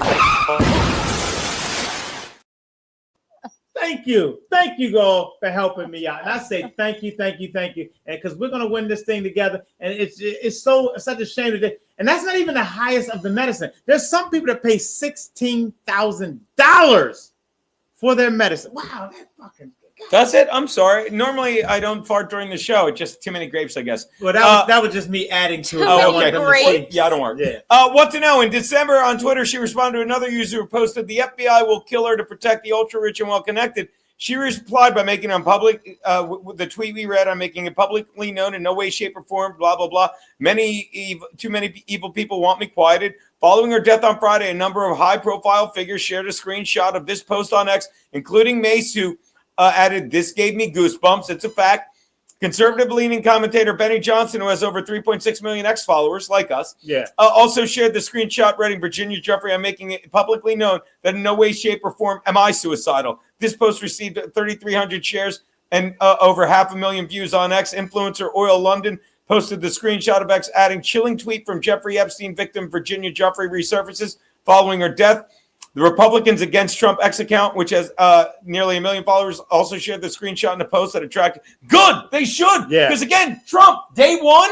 Like, he was my day one. He was my day one. And let me tell you something. I've been loving Donald Trump since 1975. Sure. I love Donald Trump. And everything he did since that time, I've always backed him. Maybe one thing I didn't back him on was the Central Park 5 or whatever. But I will say I understand because a woman was raped, and I felt more about that woman being raped than the people being falsely accused at that particular point in time, because a woman was raped, and that needed to be addressed when he said we should bring back the death penalty. And I felt like if a woman can't jog in the park safely without being savagely raped, then we should have some outpour, like we should bring the death penalty back. But they turned it into race. They spun a race thing about it and made Donald Trump seem like he was a racist, when all the black people before that and a little bit after that was loving Donald Trump. There's pictures of him like some with Oprah and Don King and all this shit Whitney he's done. Houston, and when Mike Tyson got out of jail, Who was there to get him out of jail and put him back on his feet? Donald J. Trump was. So the thing is that's why I've always liked Donald Trump, and the fact that I will never, as in ever, like the Democrat Party, because my favorite president, President Abraham Lincoln, was the person who ended slavery. So I will say that the Republican Party for me is the best thing. And I hated Woodrow Wilson because he gave a White House screening to the the movie Birth of a Nation, which was the recruitment tool for the Ku Klux Klan of that year. But the thing is, what I'm saying is that the Democrats have always been that way. And they'll always act like they're on your side while underhandedly killing people like this person like her and say, oh, it was a suicide. They run that offense all the time. It was a suicide. You know that girl didn't kill herself. You know that girl didn't kill herself. Come on. But if Trump doesn't get out these files, and it's both sides, it's the deep. There's no question. There's a deep state. Like, look at this, Larry. Look at how she. Earlier this month, Joffrey posted on Instagram. Please, I'm sorry I didn't have it up. Earlier this month, Joffrey posted on Instagram. Where'd we go? Here it is. Normal. Boom. No, God damn it! Damn it! Earlier this month, Joffrey posted on Instagram that she'd been seriously injured in a car accident and had been given just 4 days to live. She shared a photograph of herself with visible head injuries, adding, "This year's been the worst start to a new year, but I won't bore anyone with details. I think it's important to note that when a school bus driver comes at you driving 110 kilometers an hour, which is basically 65, as we were slowing for a turn, that no matter what your car is made of, it might as well be a tin can." Yes, they murdered her. I've gone into kidney renal failure. They've given me 4 days to live, transferring me to a specialist hospital in neurology. I'm ready to go, just not until I see my babies one last time. But you know what they say about wishes. Her family later said she hadn't meant to make this public. The Western Australia described the incident involving Jeffrey as a minor crash. A minor crash. This is deep state shit. Because they get to choose. Now, when you look at all those people who fuck those little girls, and I'm going to say it like that, they fuck those little girls. Oh, my God. And those little girls, when you watch the whole story about it, and I'm sure a lot of y'all have watched the story. I'm preaching to the popes right now.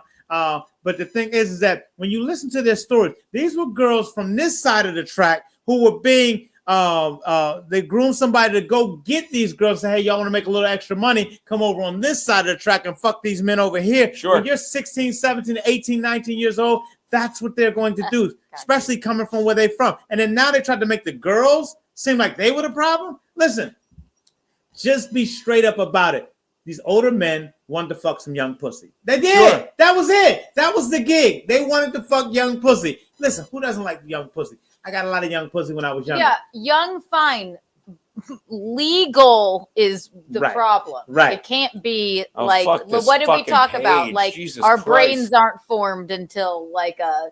So I think if you want to ask me, and I don't know. I want to ask you.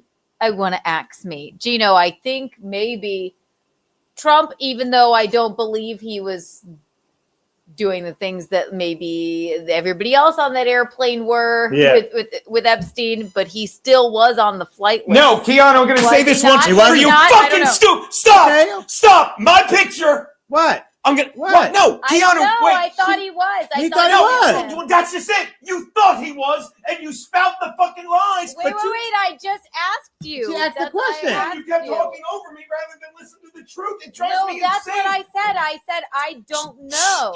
So why wouldn't they be coming out? Right. Donald Trump hung out. This is why Stuttering John. I said this age is like Donald Trump raped a 14-year-old. No, I didn't say that. No. Stuttering John. Is anyone listening to me? I am. Everybody is. Okay, Stuttering John said he raped a 14-year-old. Yeah.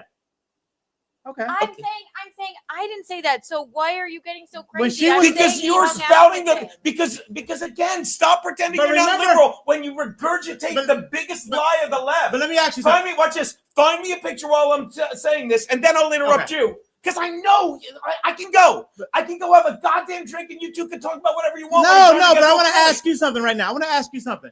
Trump and Epstein picture. Remember when you said, and this is why this is very important to this. Remember when you said during 9/11, you was that person who would have been, oh no, not our government. Remember you said that about you? Did I live with someone who said? No. The question is, I'm not doing it. No. Larry, I'm not fucking doing it. We're ending this in 3 fucking minutes. You can't answer the question? What? Okay. No, I'm saving you the time of asking it. I'm saving you the time of asking it. This is very important. Because this is okay. Well, here's the deal. Right, and that's the whole point. there are people that are still at where you were when I was saying people like you were the dumbest motherfuckers on the planet. Now, but I would have never treated you like that, even in your ignorance of 9/11. Why, when someone makes a simple mistake, that you go the fuck off? Because I've been saying this to her for months. You asked me to find a picture. There they are. And Yeah. there's many Okay, more. Keanu, how old is Donald Trump in that picture? I know. No, you that's don't why know. I just said. She's I was like, asking can you confirm that he didn't fuck a girl? Ending stream. Can you confirm? Been a great show. Can you Gino, confirm I that wasn't he didn't? even- stream. But I why? wasn't- Because Are you taking your ball home? Taking my ball home. Why? Because it's been 3 Why? hours, 12 minutes. I'm exhausted. But we never did it like that before. It doesn't matter because I have a simple statement and you guys are fucking running interference. But I just want to know. Running interference where I can say 3 cents. You're like, oh, well, when I and this. No, but Keanu I've been was saying for months. Right. I've said this. What? And for her to just matter-of-factly interrupt me to be like, well, he was on that plane too. Wait, That's wait, how wait, people wait. throw shit out. No, I said. If you I go back asked and you. rewind that, you and I were silent and Keanu was talking. Yeah, you. She didn't I interrupt did not at all. interrupt you. She I didn't did interrupt not. at all. I asked the If you question. go back, I guarantee you Roll what, back the everybody, tape. I bet you literally $200. I bet you $200. Roll back the tape. Roll back the tape. Said, I Keanu was don't talking know. in a monologue by herself and didn't interrupt anybody. And that's why I was wondering what I was talking about Epstein, But and it then was she brought up the silent, Trump and plane. it was silent, and I said, All right, look, I'm wrong. I'm wrong. Go on, guys. No, you. No, I'm freaked wrong. out Go for on, no guys. reason. But why? I'm. I don't get genuinely- paid enough to do 3 hours of this shit. Go on. Okay, no, I was genuinely asking the fucking question. Okay, can I answer it? Yes.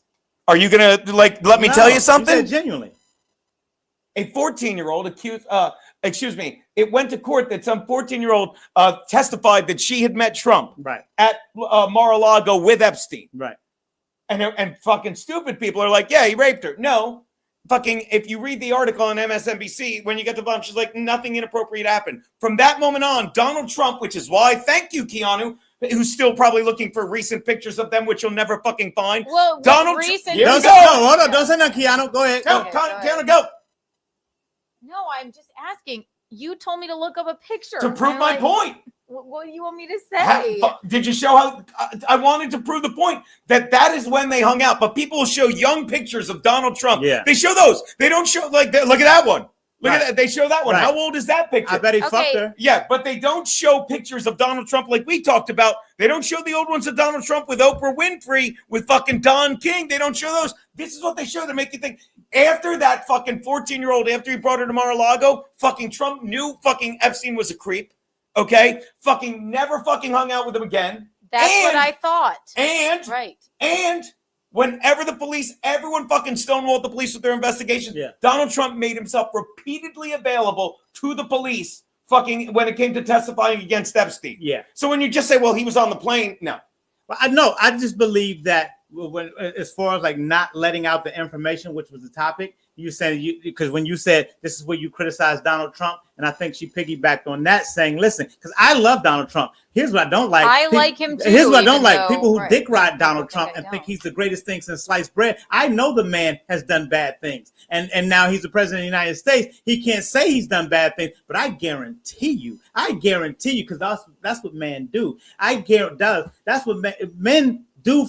Men are flawed, but you got people walking around as if Donald Trump is the second coming of Jesus Christ. I'm like, get the fuck out of here. I've never heard anyone say that's that. a motherfucking man. And if you wasn't there where his dick was at, you cannot vouch for if that man fucked anybody else. You just can't do it. Right. And He's not perfect. he's not but perfect, and I but love the like motherfucker. you but I two would like never. him. I would never vouch for a motherfucker that I was not there where his dick was. I would never in my fucking life be that much of a dick rider to say. And listen, I know a bunch of y'all love Donald Trump, and especially I got a lot of people who love Donald Trump, Mikey and all them, and I tell them the same thing. Why are you dick riding him? Because he doesn't even know you. He doesn't even know that you exist on this planet, and you are willing to go to bat for another fucking man.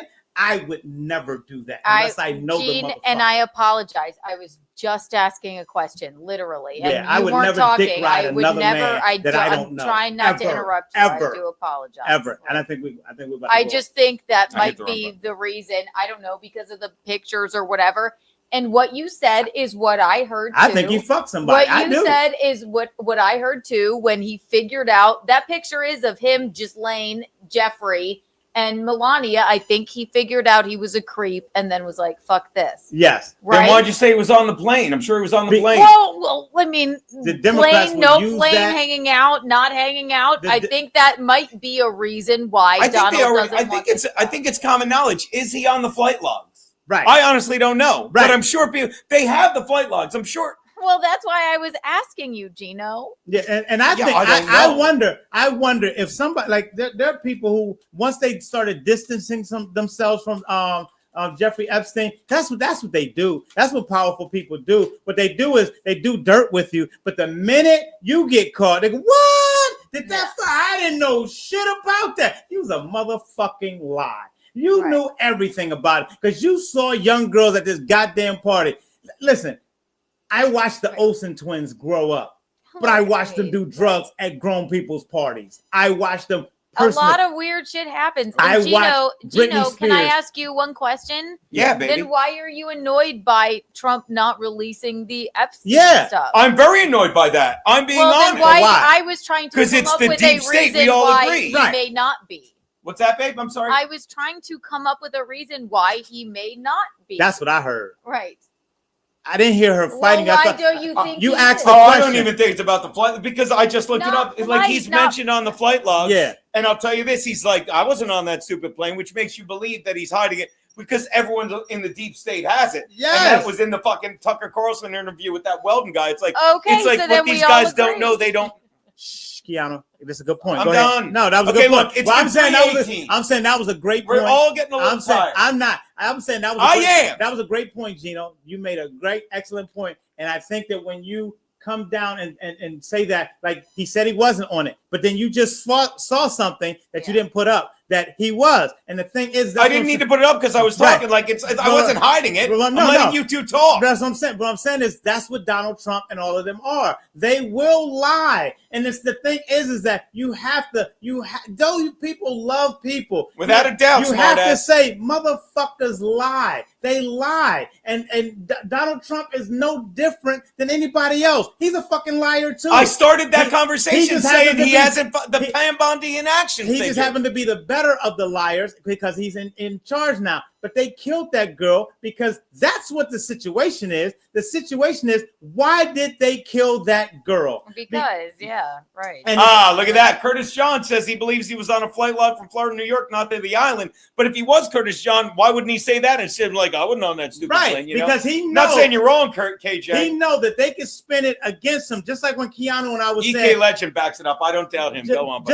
Just like they were saying when Keanu and I was saying why we don't put out certain material, because if I put out certain material, my Jewish material, which is literally 17 minutes long, but they can take a line in that and run it back to back to back, and then they could say, you see, this is how anti-Semitic he is, because Mark Norman did that to me. Mark Norman, God. this fucker, he said that I was anti-Semitic or whatever That's like a that. scoop. Yeah, I'll say that because I'll beat that fucker's ass. But the thing is this, I don't run from shit. Oh, I And the thought thing- you were pointing at and me, the- Gino. and the- And that's why I'm and the here. thing, and the Not thing, you, Mark Norman said, "Oh, I'm going to keep this in case and show how anti-Semitic Larry is." Motherfucker, please! I got Jewish people in my family. I love Jewish people. I even like you. But the thing is that the fact you're going to Is say Norman Jewish? the one little thing that you're going to say about me, because I was coming back at one of the seller comics because they said that they were backed by a lot of Jews, and I said, "Motherfucker, I don't care how many Jews back you. You still suck."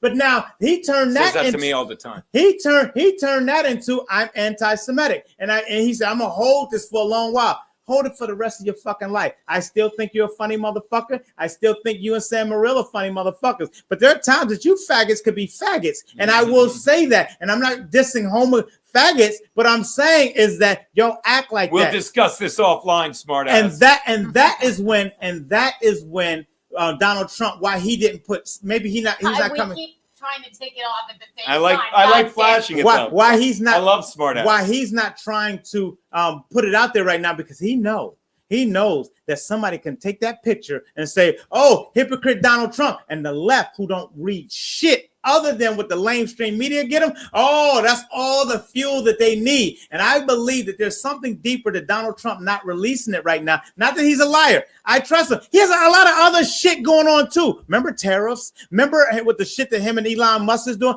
He's the president of the United fucking States. He's dealing with Zelensky. He's dealing with a lot of other shit than this fucker pedophile Epstein. So the thing is that Donald Trump is busy right now. He can't address it when you want him to address it. You know why? Because he don't even fucking know you. He's been dealing with presidential All right, shit. 321. No, that's wrong. No one's gonna watch it if we go much longer on replay. That's too long. It's too much. But we really got to a lot of meat of what's going on in the world, right? What's going on in the world? Don't ask me. Oh, look at that picture. Look at that picture right there. I love that picture. Come on. The flower. Can I play you one thing as to why I think that you're as to why I think that you sprained your thigh? Why? Oh, do you have a video from the game? I was trying to show you. All right, let's see. All right, let's take a look at me. Let's land the plane with this. I think this is why you sprained your thigh. Because I'm fucking 56? I think because you were standing like this. And I'm not, I can't be certain. Does he have a pink blanket? I can't be certain, but let me see it. I just want to see it. That is leave it. I'll explain it. Yeah, that is why I strained my hammy because look at you stretching. I stretched my groin. My groin's fine, but I didn't stretch my quad or my hams enough. But that's how I warm up. I fucking you like do that. Yeah, you on the wall. That's how you warm. How does it feel right now? A lot better, but it's still fucked up. Look at that. See, that's proper technique to warm yourself up while you're throwing the ball. By the way, rewind it. That's the guy. Look. What's the guy? Pause it. Go back. I'll tell you when to pause it. When this guy walks by, pause it on him. Let's see him. Where is he? He's Hold on. gonna. Okay, I have to go back. It's a short video. It's coming. Maybe it's at the end. I didn't realize. No, it's coming. It's because I remember the leg stretch. Pause it when he's on the screen so I can explain will. something. Okay. Not explain, just make you laugh at me even more. Okay. Pause it. That guy is the guy. That's the guy that hit every ball into the woods all over the field, except the first time he came up, he drilled one to me, fucking on one hop, hit my glove, fucking like a stone went to the ground because I suck and I'm 56. I'm a good fielder, but I was very embarrassed by that. Even Max Lowe's will back me up. He walked right up and he's like, "You fucked me." I'm like, "I know." That's the guy. Good dude too. He's like, we're joking around when I'm catching. He's in the place like, I'm like, because like you can throw the pitch too flat. I'm like, he won't mind if you throw it flat. Pete is like, throw it flat. All great guys, by the way.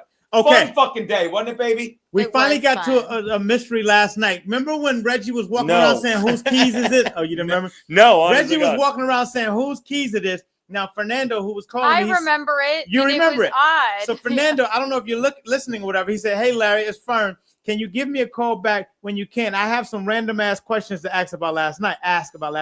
My jacket and keys are missing, and I was hoping you could retrace my steps with you if you don't mind." What do you think? I stole them? Sorry to bug you like this. Give me a call whenever you're free. This is leaking. All right. What happened last night was Fern and crew, me. He did a dive when we were all sitting on the couch. They were fucked up. Now the thing is that Reggie was walking around with keys, and somebody was saying, "Well, whose jacket is this?" Fern, all of that is yours. So call the comedy club.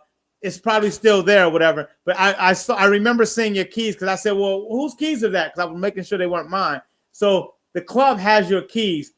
But it's just so funny how, Keanu, have you ever gone through a period of not drinking? Are you on screen, Keanu? Yeah. Have you ever gone through a period of not drinking and then you start drinking again, and then it's like, oh my God, all bets are off. Yeah, I think some of those people do that because the thing is that not drinking and watching people drink, you go, "Wow, do I act like that? I must have acted like that." And Fern was like fucked up, telling us that stands. Oh yes, right. And I feel for you, Larry. It's like you're dead sober, and then Matt's diving onto you on the couch. It's like, and breaking the couch, Yeah. And then it makes it seem like I'm participating, but Matt Mead's a heavy fucker, and you know what I'm saying? I'm like, "Oh shit," and it was just fun. I know, Pete. My bad, buddy. And it was just fun. So the thing is that Fern, check the club. I guarantee you the club has your keys and everything like that in your jacket or whatever. Well, but there that's you what go. secret We show is. solved the mystery. You know, and when they was at the house, they would leave glasses and everything like that.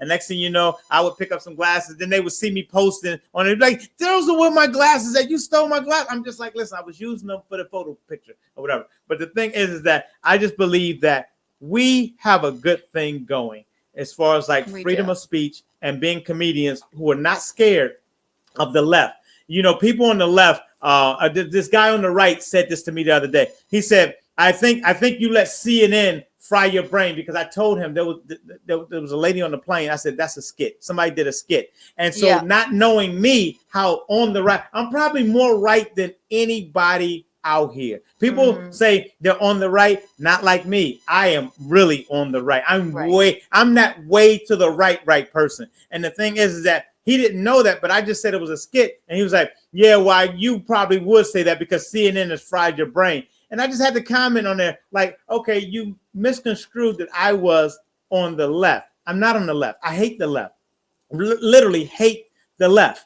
But the thing is that I know a skit when I see a skit. But sometimes when you come at these people on the right, because they dick ride Donald Trump and the right so much, they can't see the point that you're trying to make. If it's like this is your favorite team, I'm gonna fucking back them no matter what. Yeah, instead they're like of Jets like fans. taking every situation one-on-one. Yeah, and the thing is that I promise you, I can go more right than you. I can go more to the right than you because I grew up on the right. It just wasn't convenient to me after a certain incidents and stuff like that. Oh, I'm on the right now. I've woken up to see what they're doing.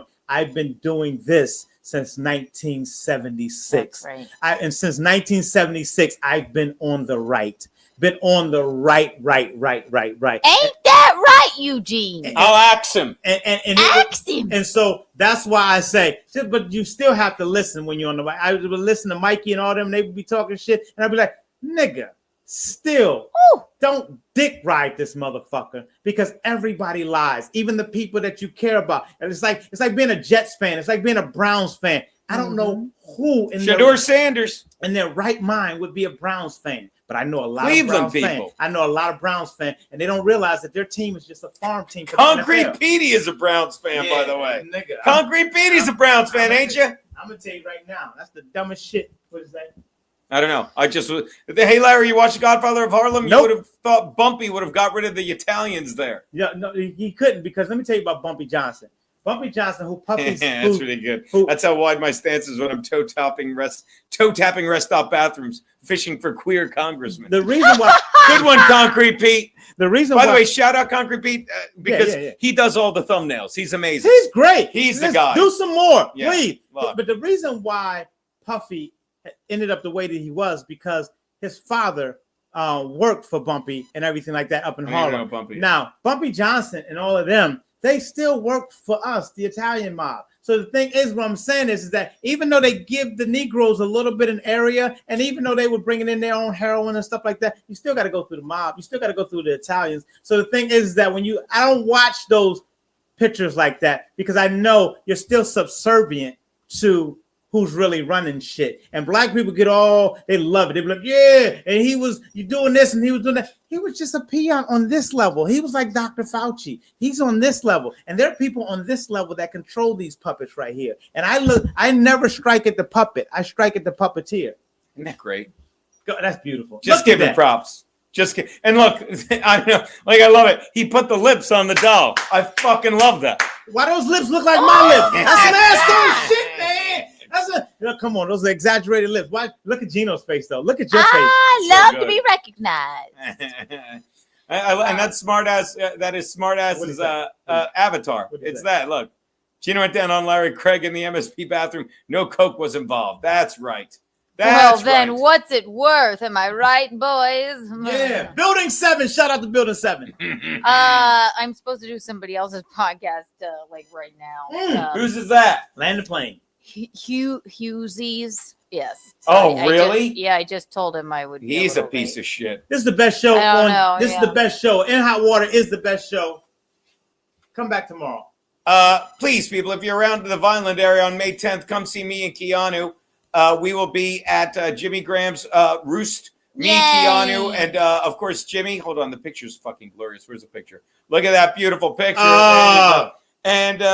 And then we'll figure out what's going on with the Scranton shit with Larry and fucking you with Chrissy. Whatever you need me to do, I'll do. I want the Scranton show. We'll check it with Carucci. You know what I mean? I don't want the Scranton. I wish you told me that before I offered it to Braun. Maybe I just figured it out today. Yeah. So. Well, Bronson was going to do that with y'all? Yeah. Well, there was a guest spot left that I gave him, but I'll just come hang. It's like, listen, because I know if I come hang, I'm going to do 2 minutes, at least 2 minutes. Sure. 5 minutes, 1 minute. Can I get in hot water? I'll is make you laugh in 30 seconds.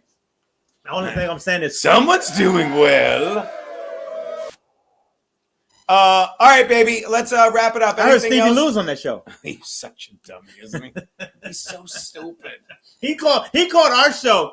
Listen, I never go at people, but I will say this. He's not a person. Stevie Lou, Matt me texted me and said Stevie Lou called our show on one of them fucking shows. A bringer show. A bringer show. And I was like, well, bring your ass down to the show.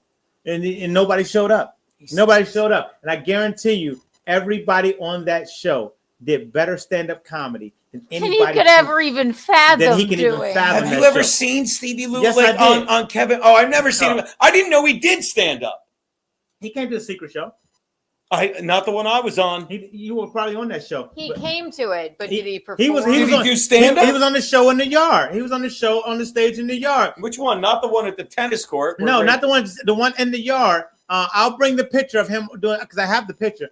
But and the thing is, that's how I met his wife or his wife at the time. I think it was his girlfriend at the time. Maybe it was his wife, but that's how I met her. But Stevie Lou did comedy that day, and that's what Secret Show is. But the fact that he said it was a bringer show, I didn't get upset about that. What I got upset was the fact that, oh, you're going to try to down a show that you haven't been to yet in the city. Ask the people who come to the show what their thoughts of it is. Come down to the show. I'll invite you to come down to the show. Now, Matt Me want to knock him the fuck out. And listen. No, because he's perpetuating the lie that I fucking do blow.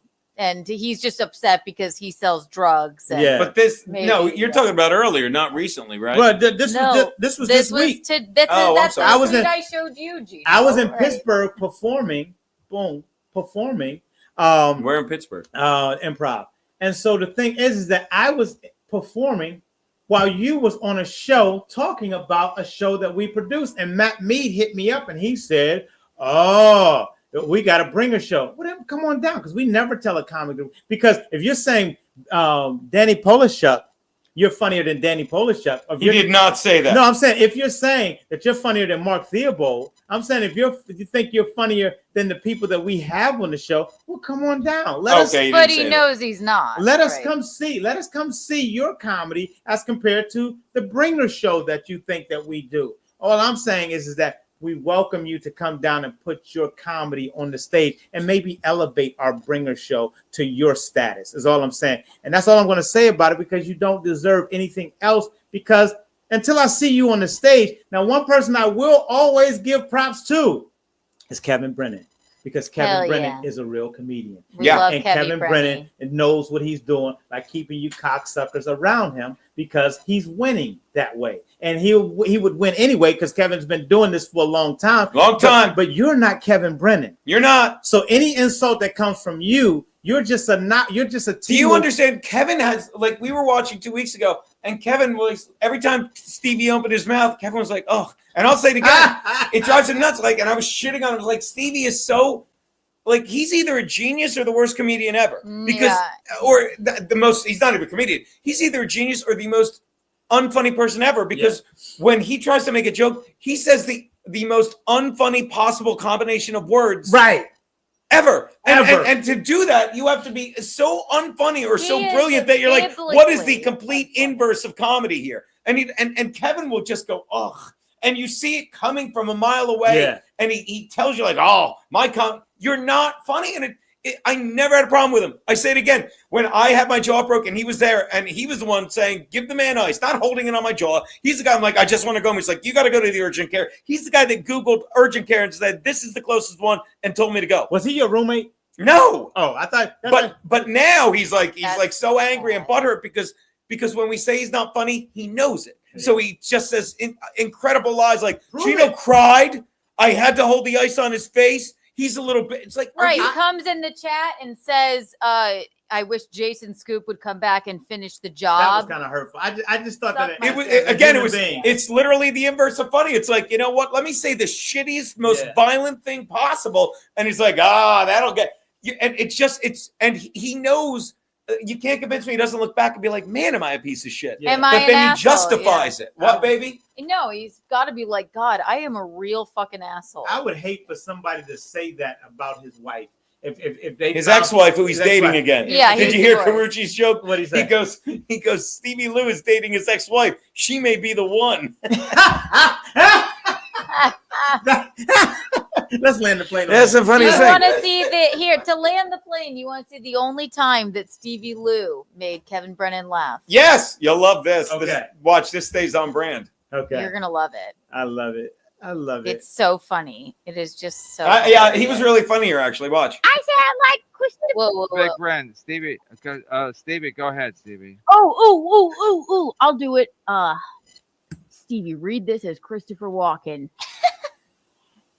The way your dad looked at it, this was your birthright. I sound like Christopher Walken, don't he? Is that good? Was that a good impression? Not the slight. Was that a good impression? Hammered. Oh, you're a whore. I mean, it's funny. Kevin Brennan has the best smile when he's You make him laugh. It's Wow. That's Big Bren. It's too good. You can tell he's a decent human being because nobody smiles like he's that. a broken piece of shit and a decent human being. I swear to God, and we all are on some level. And I just think that, like, you know, it's so beautiful to watch that man smile because he's so talented. And I don't give a fuck who he has on his show. He'll always be the most talented person on his show. And nobody that he puts on his show comes even close to him. No, right. He's making Kevin smile. And I don't dick ride him or anything like that because I know nothing about his comedy, any punchlines or anything like that. I just know when he came to the Secret Show, he did his thing. Who? Kevin Brennan. Oh yeah, without a doubt. Kevin Brennan did his thing, and at the roast of Kevin Brennan, I watched it a couple times, and there was one guy who was so bad. What was his name? Chad Zumach. That was the worst fucking thing. And I used to think Louis J. Gomez was the worst comic I'd ever seen. Really? He's a fucking genius. Louis J. Gomez is a genius. He's a leader. He's a genius. But when Jay Oakerson brought him to Philadelphia at Helium, I thought this was wow, comedy can't get no worse than this guy right here. However, he's built an empire. He's built a thing that all of y'all should be proud of that man for, because all of y'all ate off of his plate with Skank Fest and all that shit right there. Yeah, but he's a good businessman. He's a great very a good talker, very funny. Yes, and he's just smooth. And off stage, one of the smoothest motherfuckers I know. Who the fuck is that? Anyway, it's been 3 hours and 37 minutes. I know, it's too fucking much. Yo, this was enough. This was enough. What do you think, Gene? Should we land the plane? Yeah, we landed the plane on the Stevie Lou joke and then the Stevie Lou joke. Get us out of here, Ask me what I learned today. What did you learn today? Absolutely nothing. It's about right. It's about right. And congratulations, Larry, on having a wife.